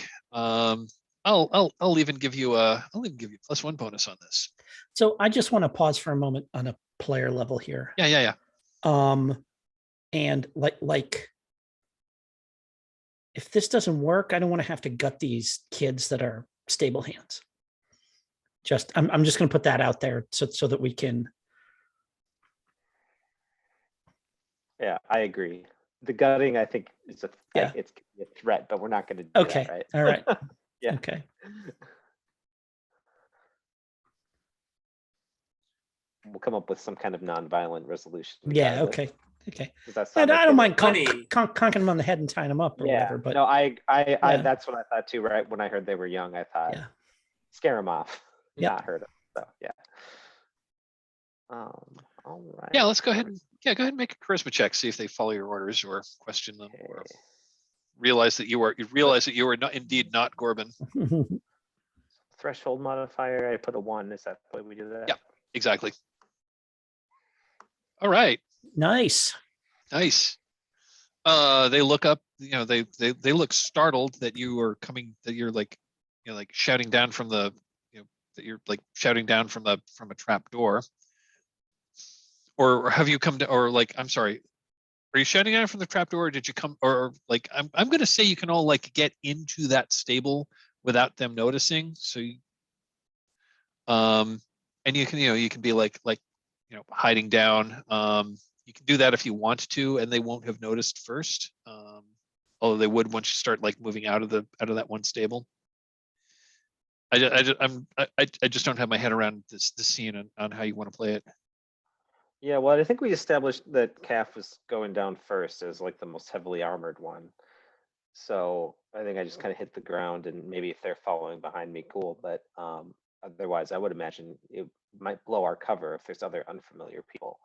So I just thought I'd hit the ground, kind of take these confidence. Take a couple strides steps out, and forward, so to like make I it look normally like you came play. through, kind of like to make it Yeah. look like you came through the door, through the front door. Okay. Yeah. And then holler at him to go fetch some. Yeah. some And they. Oh, yes, sir. Okay. More straw, and they and yeah, they like quickly go past you. They go out the side door, and They scamper. they scamper away. You now have the stable to yourselves. Well, you guys can tell me if this is overdoing it, but maybe I could like tell him like, and tell the guards on the wall they've been working hard. Like, they should all go take a nice fill from one of the ale barrels or something. I wouldn't oversell it. This guy doesn't seem like a good boss, No, that's true. Yeah. We can't use it anymore to our advantage, Yeah. I guess. Yeah. Yeah, so they scamper out. They scamper away. They go out, and they go out into the, they go out the door into presumably the parade ground. I try to get to the door as quick as possible to see how they cross the parade ground, if they take a certain route or anything like that. Anything out of the ordinary. It looks like what they are doing when they were told to go fetch some fresh straw. As I mentioned, this like bracken stuff that's growing along the walls, I'm going to say that's like kind of tall, dried grass that's just been growing there. And, there may be a stash of actual straw somewhere else, but, this is probably as close as they're able to get their hands on immediately. Okay. The stable doesn't, like have a hayloft or anything like that. So we're probably gonna move quickly across the courtyard before the jig is up. Yeah, Calf definitely could be like, not that crap. Get it from the other side. You lazy bums. Yeah, I think so. Actual straw, not that. Yeah. Oh, okay, sir. And they, so what they do is they go out and they cross around to the, to the analogous structure on the other side, and go in that door. Cool. And I think as soon as they do that, we want to like hot foot it right across to the garden there where we're out of sight of the wall. Yep. Just clear out, since you can now. So now you're down there. Let me just clear out the rest of the section so you can actually see it. Let's see. Yeah, I'm going to say that's I don't think there's any roll required. So this structure, let me just do a quick screen share again so our viewers at home can see what we're seeing. Okay, so you have come out of the stables into the parade ground, and again, it's pretty much all tamped flat. It's just flat earth, pretty dry. This section down here is the garden. There is there's a fairly low wall on either side. It's it's maybe like 4 or 5 feet tall, and that's like the old wooden structure of the building. Okay. But there's like a 20-foot wide opening into the formal garden itself. And again, the shaded area along the sides, that's like a wooden walkway. It's, From 10 where feet you off the are, ground. yeah, it's 10 feet above the ground. And there's like, there's a couple of benches that are like under it. And I am just going to say, I think I'm going to do a secret roll. Okay.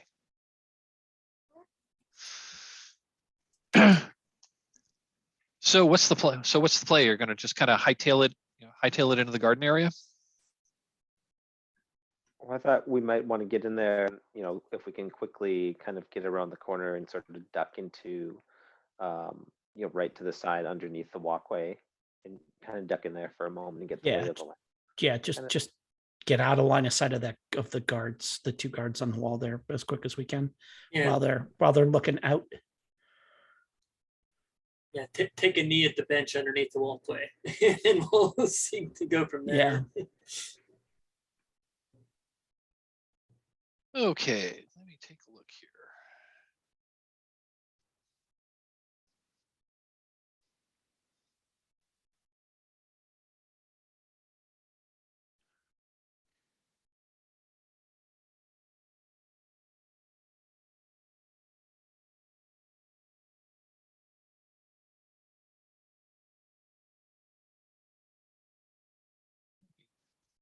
Let me just okay.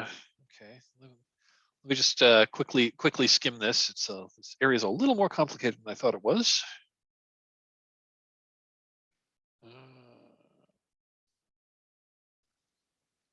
So let me just read you the description. Yeah, I'm going to say you get in there without. I'm going to just say you can get in there without being detected, because again, the alarm has not yet been raised, and you're doing things that are fairly quiet and fairly quick. You're guessing the alarm will likely become raised if they try to find if they try to like get into those rooms, but you've locked them.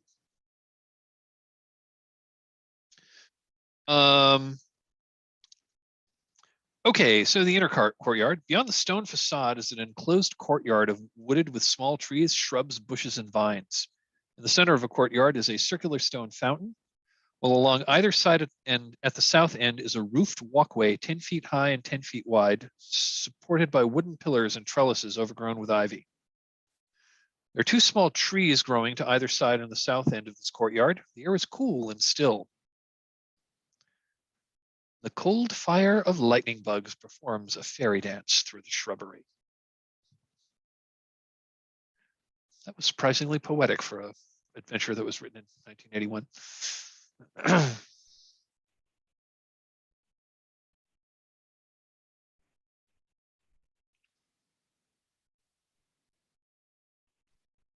So I think the only entrance that we can see is those two double doors.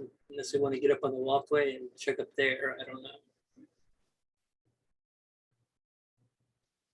Yeah, that seems to be the only way in from here, at least, is the double doors on the far end of this courtyard. Can we see like above the double doors on the walkway? Can we see if there's like another set of doors that's up, like another level higher, or?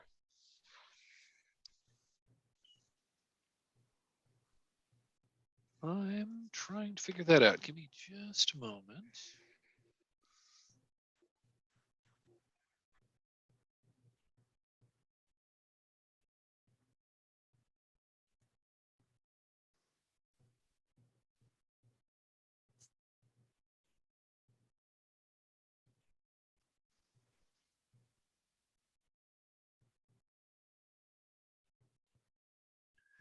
There don't appear to be any doors on the upper walkway.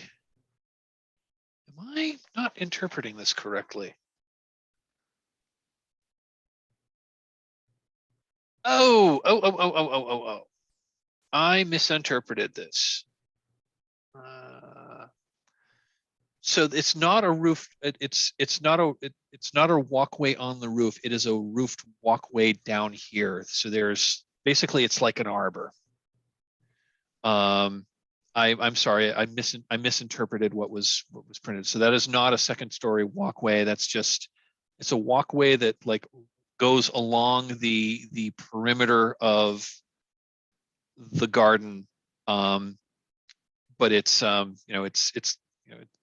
it's got this is like old stone roof with a few stone pillars that are like covered with ivy. So I'm sorry, I misread that and I misinterpreted it. So it is a walkway on this level, but it's got a roof over it. So there's nothing, so you really can't, I mean, I suppose you could climb up there and walk on the roof, but that's not a higher walkway. I had misinterpreted what it meant. Yeah, it looks like from the way that they do it, it looks like is it supposed to be like a garden trellis roof, like something you could grow roses on or something Exactly. like that? Yeah, okay. Exactly. Okay. Yeah, I misinterpreted how it was Cool. presented, and I had to read Actually, that's better because nobody can be up over our heads there. So, exactly. yeah. Yeah. So I suppose, do we want to just go listen at that door? The fountain is screaming at me to go check it out, but I'm not going to. What's the story? Is the sorry, I apologize for having missed the last couple of minutes. Is the fountain dry or is there actually water in it? Or have we not got close enough to see? You skedaddled across the Mhm. across the courtyard. So you kind of like, so you got in here, and so these structures are like old stone walls. They're about like 4 or 5 feet tall. Yeah. That kind of like give a little definition to where this Sure. to where this garden is. And these are the and these are the outer, these are the walls of the fortress. So yeah, these are like trellis roofs with like with like vines and such that are growing on them.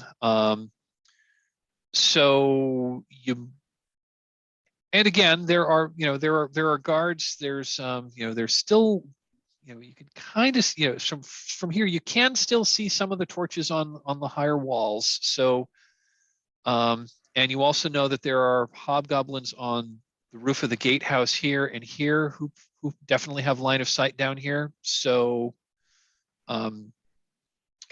like walking under the trellis might give you some more, might give you a little extra concealment.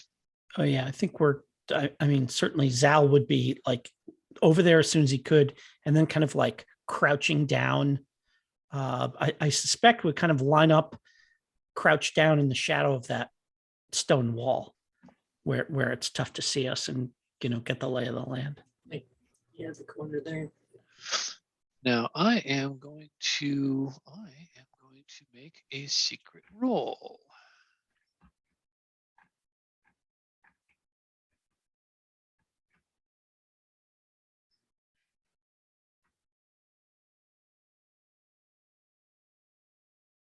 If I can find what I'm rolling on.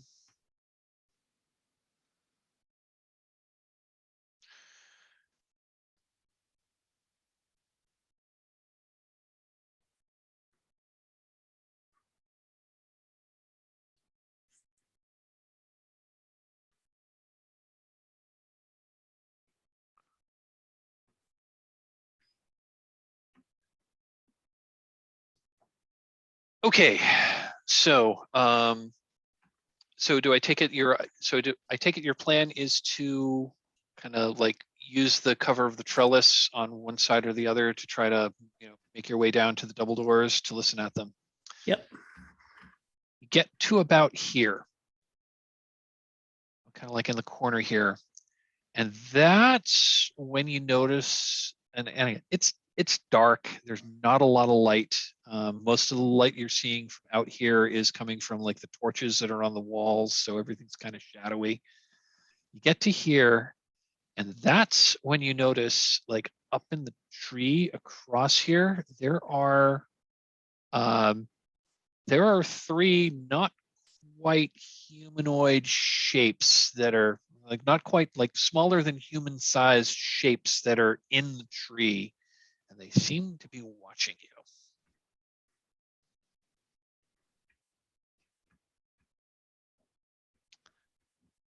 What do you do? Well, I'm not sure if they're guards, if they didn't attack us or alert somebody on site. I'm thinking I would just start by holding my hands up to show that I'm not threatening them. I don't know. What do you guys think? Yeah, I would love to know what they are. You might need to get a little closer to get a better look at them. Sure. Oh boy. Are you doing that? Yeah, I think Zal will take a few steps towards them. Again, hands out. Oh, actually, Zal will reach into his pack and pull out a ration and kind of hold it out as he walks forward, like he's offering it. Okay. Actually, maybe I'll walk about 10 feet and I'll just kind of hold it up, sniff it, and then set it down on the ground and then step back from it. Okay. Okay. One of the shapes like jumps down from the tree and kind of shambles over to it. And now that you can see it, it's like it's it's some kind of large ape, like a like a baboon. Mm-hmm. And it's looking at you very, very cautious. It's looking at you very warily, but it comes over to the, it like walks over to the ration that you left on the ground. It looks at you suspiciously. It sniffs at the food, looks back at you, sniffs at the food, picks it up, takes a bite out of it, and then kind of like backs away and like, and then kind of like backs away and like goes back up the tree with the ration. It then makes some quiet vocalizations to its friends.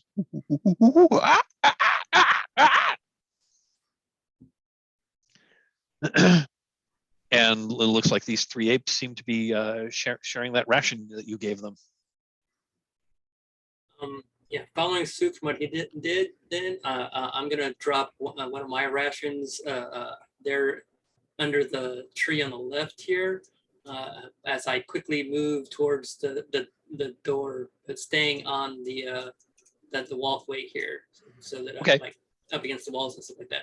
I just want to have them I want them to have more food if they want it Okay. on offer while we do this. Got it. Okay. Yeah, I'm gonna say one of the other apes comes down and like gets the other offering that you gave to them, and then goes back and seems, they seem to be pretty food motivated, and I think at this point they're probably not going to bother you, since they're going to now like eat this food. Although you get the feeling that once they finish this, they might come back looking for more. Mm-hmm. So you check the door. Yeah, you're at the double doors. They are definitely locked. Definitely gonna have to take the time to check for traps. 25%. One ration go.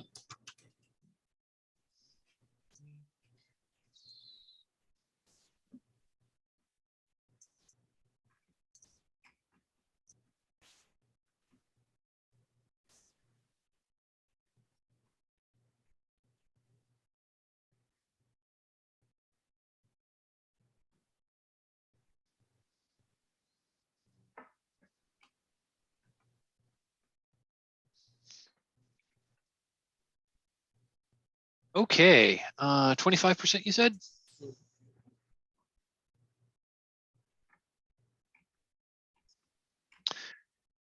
Yeah, there is a yeah, what you found is a basically it's an alarm. There's a wire there that's attached to the door that It's actually pretty clever. There's definitely a mechanism such that if you like if you unlock it in the way you would normally turn the key and open the door, it's going to ring a bunch of alarm. It's going to ring a loud alarm bell.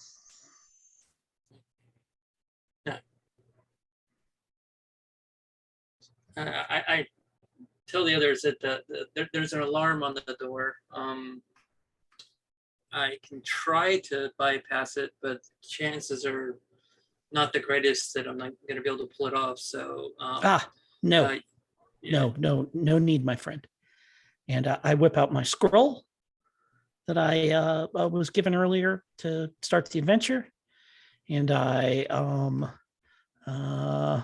and like from standing 10 feet back from the door, I mutter a word and make a little twisting motion with my fingers, and the door unlocks because I cast a knock spell on it.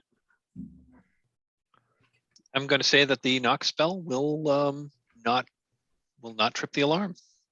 The door is unlocked.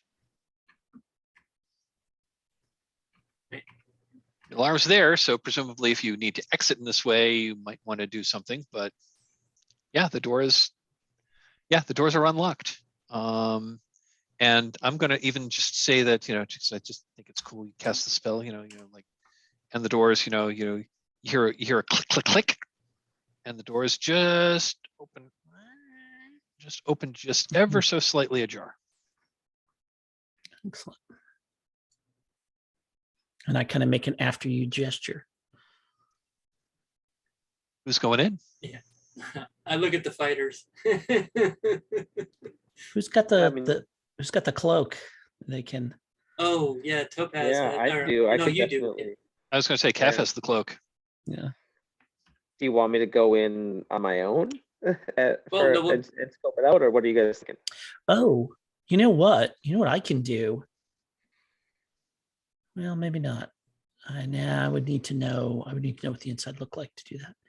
But I mean, at least peek through there while wearing your cloak.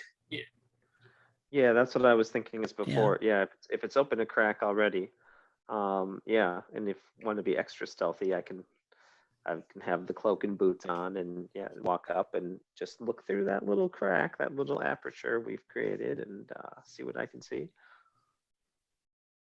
Okay, well, I'm moving into a new area, so I need to make a roll on a table.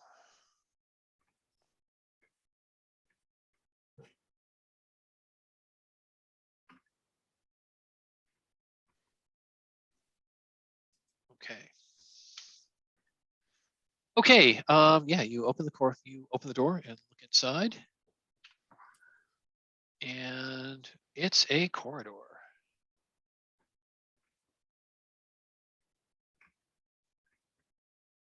Just make an adjustment of one of the maps so you get a better idea as to what it looks like.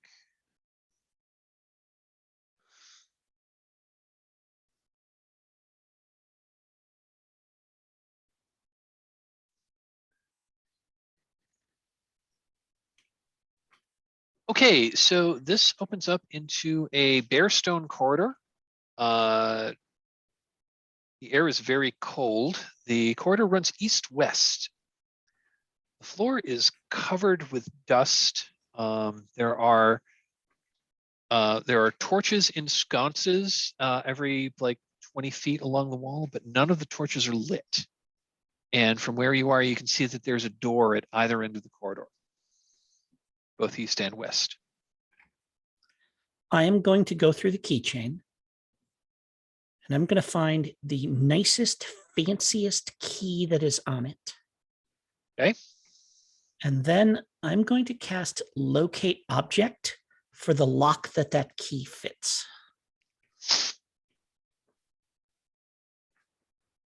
Interesting.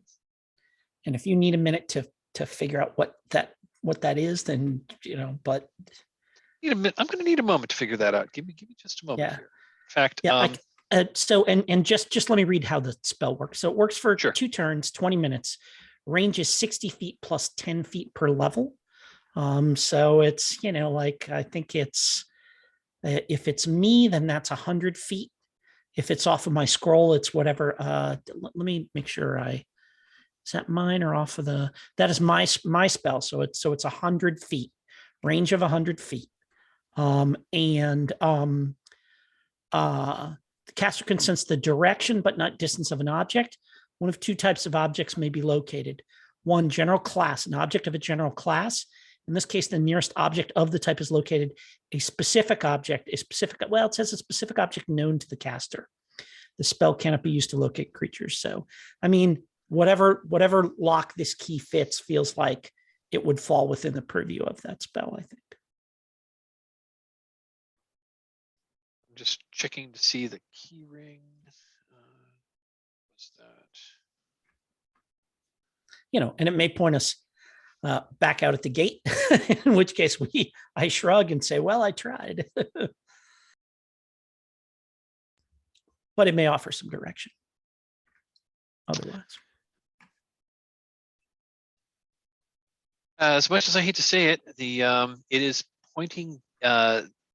You cast your spell on this key, and you get a strong sense of direction, like back the way you came. Yeah. Like, Okay. not in the basically toward the eastern gatehouse. You came in through the western gatehouse. Yeah. This is Okay. This is pointing toward the eastern gatehouse. Interesting. So that's good information to have, is that there's something interesting there that we may want to go back and investigate, but I don't think we want to do that right now. I'll just I'll share some GM. I'll just share a piece of GM information with the players. Your characters don't necessarily know this, but that was a key to all of the locks in the gatehouse and curtain wall. Got it. Cool. So it doesn't unlock anything in here. It doesn't unlock anything in the main. Cool. It doesn't unlock anything. None of these keys unlock anything in the main structure. That's fine. That was like, I feel like the spell would give us that, like, I'm fine using that spell to get that information about the keychain. We have to be careful from here on out. So, gentlemen, to the right. Yeah, that's the question I had. There's a door at one end. Is that a turn in the corridor there? Is there like no wall there in that last 10 feet in the corridor to the east? I guess I should have done a little. I guess I should have played with the map a little bit, because this is a GM map, not a player map, because they didn't really provide player maps in OSR. But yeah, it's just a plain corridor that runs east and west, and there's a door on either end. Oh, okay. So. Yep. So you go. If you head west, there's a door in the western wall. If you head east, there's a door in the eastern wall. Thinking it's pretty much pitch black in there. It's pretty dark, yeah. So I'll grab one of the torches off a sconce, and I'll put my shield away and light a torch. Okay. Oh, hang on to your shield. Hang on to your shield. I will fire up my lantern, and I'll hold that behind you so that you can. Great. Yeah, let's do that. That sounds really good. Light bearer. Yes. Well, I'm not really using my hands for anything else. I only need one to throw a dagger. So, and then right hand rule, I think. Yes. Yeah. So we'll go west. You're going to head west. Okay. So mark on this map that I can't figure out what it says. No Gygax. Yeah, I've got an original version too, so this is not a reproduction. That's just Yep. I can't figure out what that means. So I'm going to say one other thing that I mentioned in the last. I think I said in the previous session, and that is so one thing that's in this, again, this is player knowledge. Since we're using the GM map, looking at the map, you see that some of the map is kind of like shaded with it's kind of like blue shaded, and other sections aren't. The shaded sections are the areas of the map that are part of the tournament adventure, and Mhm. the other stuff is stuff Added that's on afterwards. is Yeah. added on. I mean, it's the other stuff that's the non-tournament stuff that would make sense to be there. So Yeah. I was mostly going to try to keep you on the tournament just because, there's only a certain amount of, we only have, we kind of have a set amount of time to get as much done as we possibly can. And so anyway, just wanted to say that since we are Cool. using this map, I just wanted to fill you the players in on, so the map will actually tell us if we're on the main path or on a secondary path. But I will say that you were very clever in going through the gatehouse rather than going through. Because if you tried to go through that choke point, there would have been something very interesting that would have happened. Instead, you encountered something interesting in a very different way. Okay, so you said you were going to head west. Yeah. Someone put their ear to that door. Yeah, I'll listen, then check for traps. So 3 and 6 and 25%.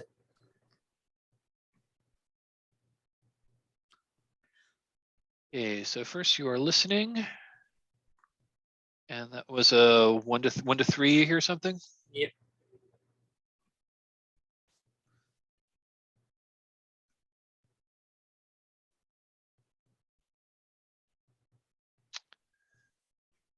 You hear almost like a almost like a moaning sound. Sounds like ghosts. This place is rotten with them.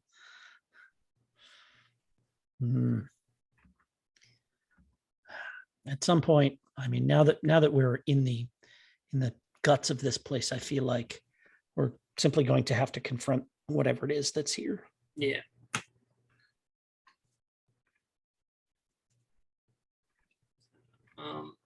Again, I'll just check the door for traps just to make sure. Then I'll open it for the fighter.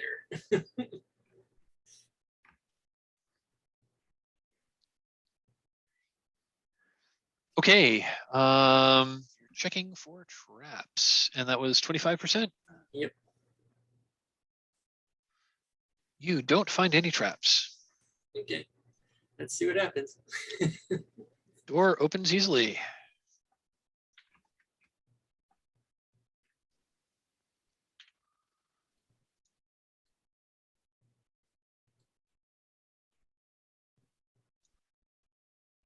Just adjust the walls here so that let me just adjust the shapes here so that you've got a better idea as to where the walls are. There we are. Okay.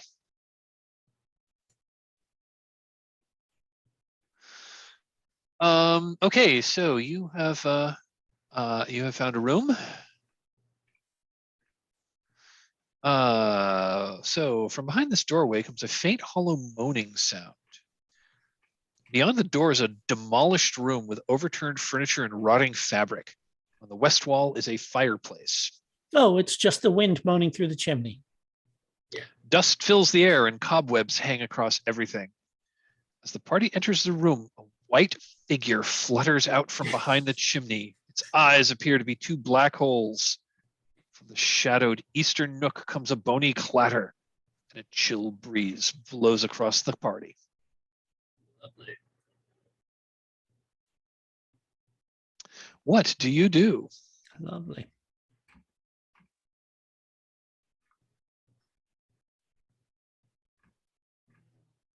It's not. I guess it is a ghost.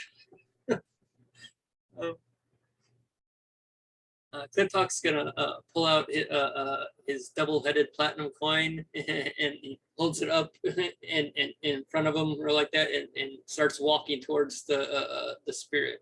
So I try to turn undead. You're going to try to turn undead? Yeah. Okay. I forgot how turning undead works in OSE. Yeah. Let's see here. I got it written down. Let's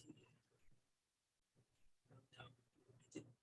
I know it's okay. It depends on the hit die. I roll 2d6 and I have a chance to turn up to a 5 hit die undead. So if it's above 5 hit dice, it doesn't work. If it's 5 hit dice or lower, I get to make a roll. Okay.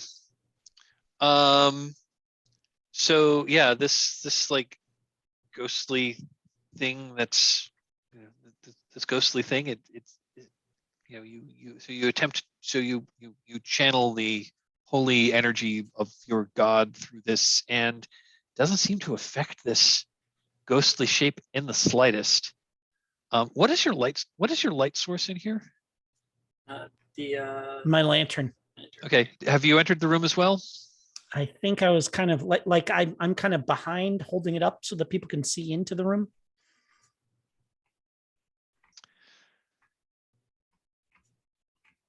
Yeah, the ghostly spirit it remains in front of this chimney. Doesn't seem to be affected by your turning.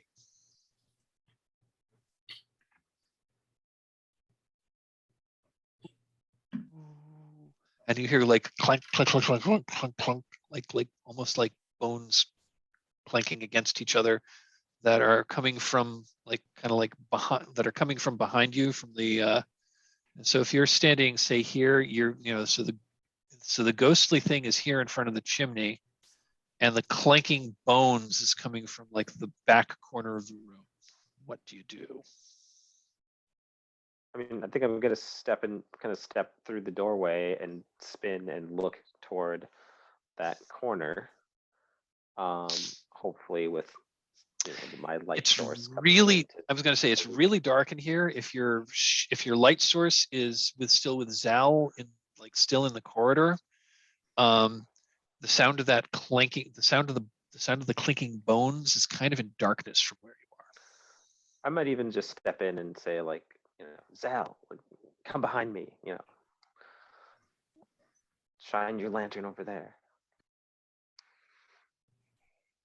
You're muted, Jim. Then I will step in up behind Calf, and I will just hold the lantern up and wave it in the direction of the corner. So once you've brought the light source in the room, you see some new awful truths about this room. The ghostly shape in front of the chimney is a curtain. Is a torn and tattered curtain hanging from a peg. And as you shine your light in the back corner, there is a set of wooden wind chimes hanging from a peg that's making this clanking noise from the cold breeze, which is actually coming through. This is actually coming through the chimney. That's a good one. There we go. A perfectly mundane explanation. There's a door to the north. Very well. Then okay. I will do the OSR thing and go over to the fireplace and poke around in it just to see if there's anything in it. Okay.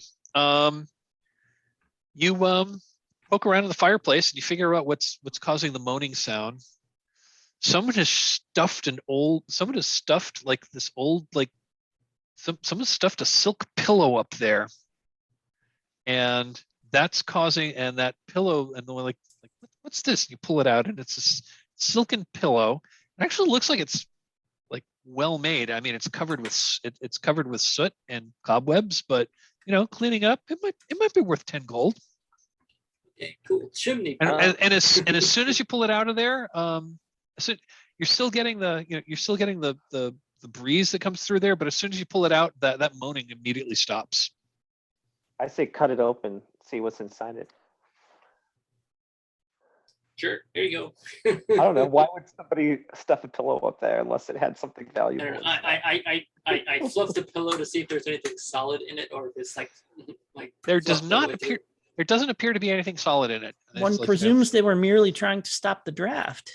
Yeah. Right. Did a poor job of it. Well, yeah, I was going to say there's plenty of air coming in. So Yes, yeah. yeah. There's actually quite a lot more air now that you've pulled the pillow out. That's coming Oh. through here. Well, there But yeah, go. you think that it was stuffed in there to like stop the draft. I'm definitely gonna write down chimney pillow though. I've added it to our treasure list. Okay, cool, good.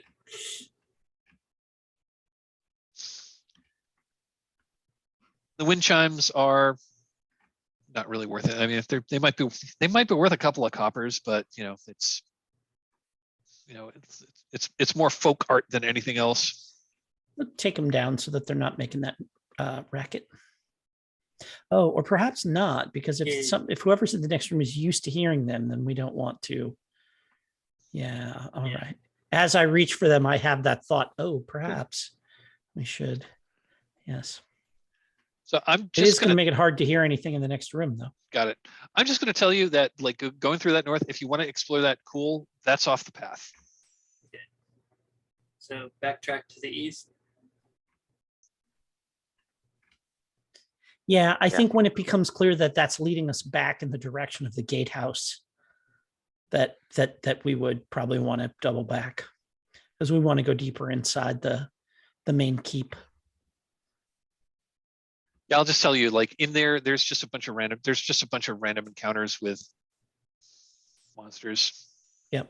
That doesn't really advance the plot. I mean, if you want to go down there, cool. There is some treasure, but Yeah, stuff, I'm sure, but no. If it's, I think even like, not even if we're not metagaming it, once we realize there's no door that leads us deeper in, yep, we would say, let's see if we can get we want to get to the interior of the keep. Yeah, And on makes mission. sense. Yeah. Makes sense. Yeah, and that section is definitely going in the wrong direction. I think what we're wanting is to find a way down, I suspect, is what's going to end up happening here, although I could be wrong. So you head east and I fall through that pit trap. I say, yeah, we head east pretending we don't notice the square with the X on it. Oh, no, I've In never, the corridor. I've never checked any corridors for traps. So Yes, I've yeah. not- so Well, it actually helps that you've got a dwarf with you, because as you're about to head in that direction, the Baroon like says, wait, Hold, my friends. hold that. Yeah. There's a concealed pit trap there. We don't want to trip that. The stonework. Yeah. Good man. Yeah, you found the stonework. Good man. Stonework. So you Yes. can walk around it and avoid it. And this symbol here, I can't for the life of me figure out what it is or means. The one that's next to the pit trap. DW? I can't make heads or tails of it. Is it a bathroom? No. Nope. Yeah, there's a pit trap, which, by the way, is not explained anywhere which is not explained in the text of the. I mean, it's there, but it's not explained in the text of the adventure anywhere. Oh, maybe that is supposed to be the. I wonder if that's supposed to be the key that tells you what's going on with that trap. I don't know. Is that 17B? 17B is somewhere else. No, 14. 17A maybe? 13 maybe. Yeah, it's hard to- 17 would hard to make tell. sense. Oh, No, 17A. It is 17A. There we go. are. All right. There we are. It is 17A. Okay. There we go. Okay, so you approach the door. And this is a wooden door.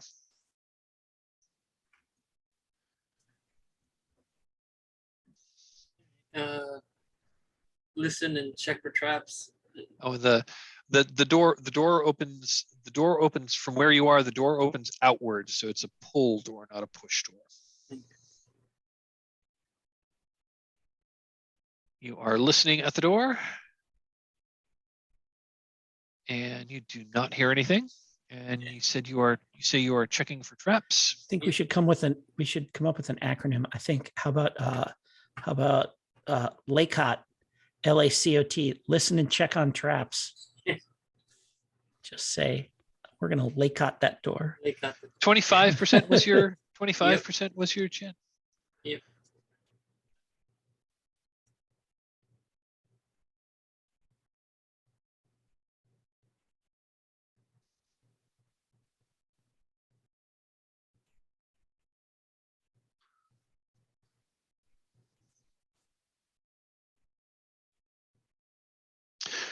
Okay. I will say one thing as you go by that pit trap, you know, that Baroon looks at and says, he mutters to himself, that's weird. There doesn't seem to be a pressure plate on that.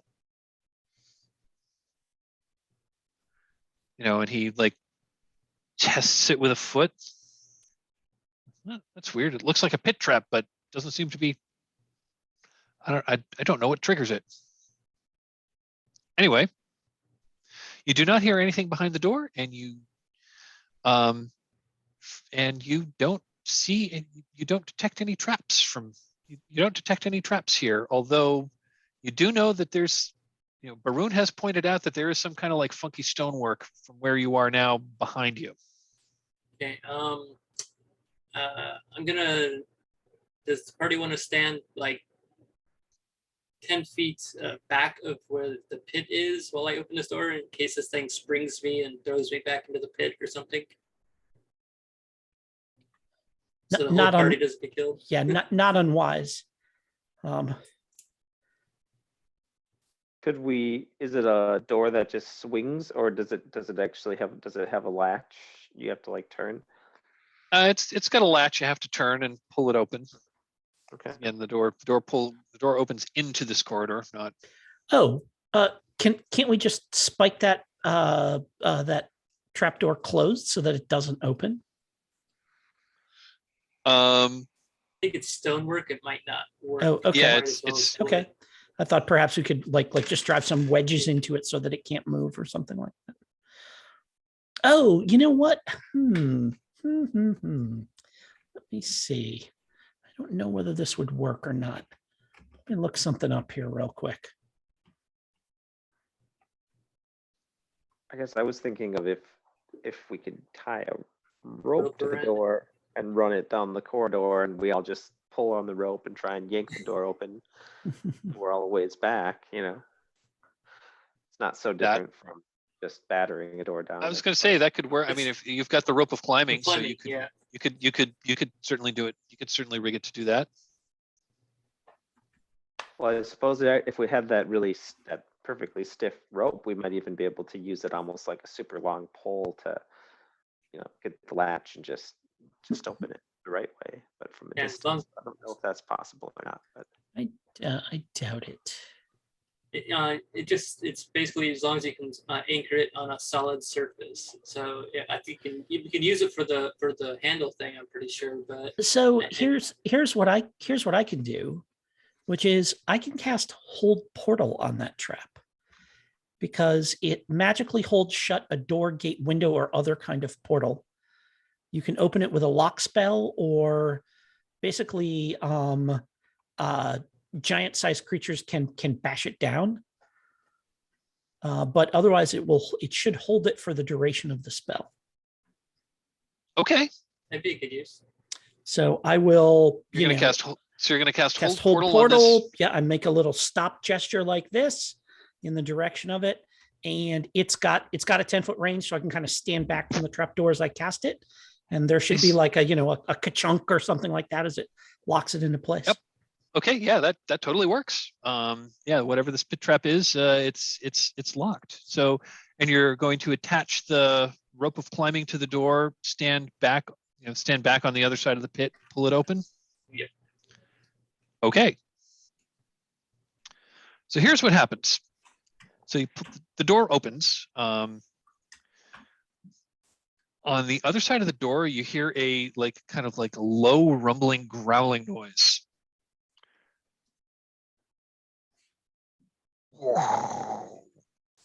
And again, as you hear this noise, a bear charges, a bear charges out of the doorway. At the same time, although you're back a ways, and you realize as this bear is like, it's like standing on its hind legs with its you realize that its lower legs aren't actually moving, and it's on like a little platform on wheels, and this is actually it actually rolls down into the corridor. At the same time, you see that section of the floor and also a section of the wall next to it. The whole thing like attempts to pivot a little bit, but it doesn't because of the magic. And this like statue of a bear on basically it's a taxidermied bear that's basically on a skateboard, rolls down into the corridor. And just kind of like stops. It rolls past to where the where this pit trap is non-functioning. Just kind of like rolls to a stop. Oh man, smiling and chuckling to myself, I walk up to it and putting my shoulder behind it, give it a push, another like 20-25 feet, and ask Kaz for help to kind of spin it around 90 degrees so that it is right behind those two double doors, so that if anybody else opens those doors, what they're going to see is a bear behind the doors looming over them when they open the doors. So we're pretty much at time. So I'll that'll just give tell those, you how those apes pause if they decide to follow us in. So how this trap was supposed to work, you open the door, this bear starts coming down at you. When the bear on the wagon passes through the threshold, presumably you're going to be scared, bear, and everyone like runs backwards. When the bear on the wagon trips a pressure plate that causes the section of the floor and a section of the wall to pivot, so that those who are standing on the ground land fall down into a pit, and then that section of wall that came down is now the new section of floor, trapping people inside the pit. It's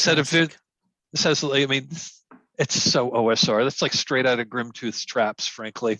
Yeah, wonderfully wacky. Yeah, it's a wonderfully wacky trap. But yeah, you guys successfully detected and countered it. So we are at time. I guess we will pick it up. I guess we will pick it up here next time. I had a blast, folks. I'm going to pause the recording and then we can do a little debrief afterwards. So thanks everyone for watching. And if you like this, if you like this video, I've got a few more of a bunch of other games that I've played, both on the Gauntlet and elsewhere. So thanks, folks. Have a great night.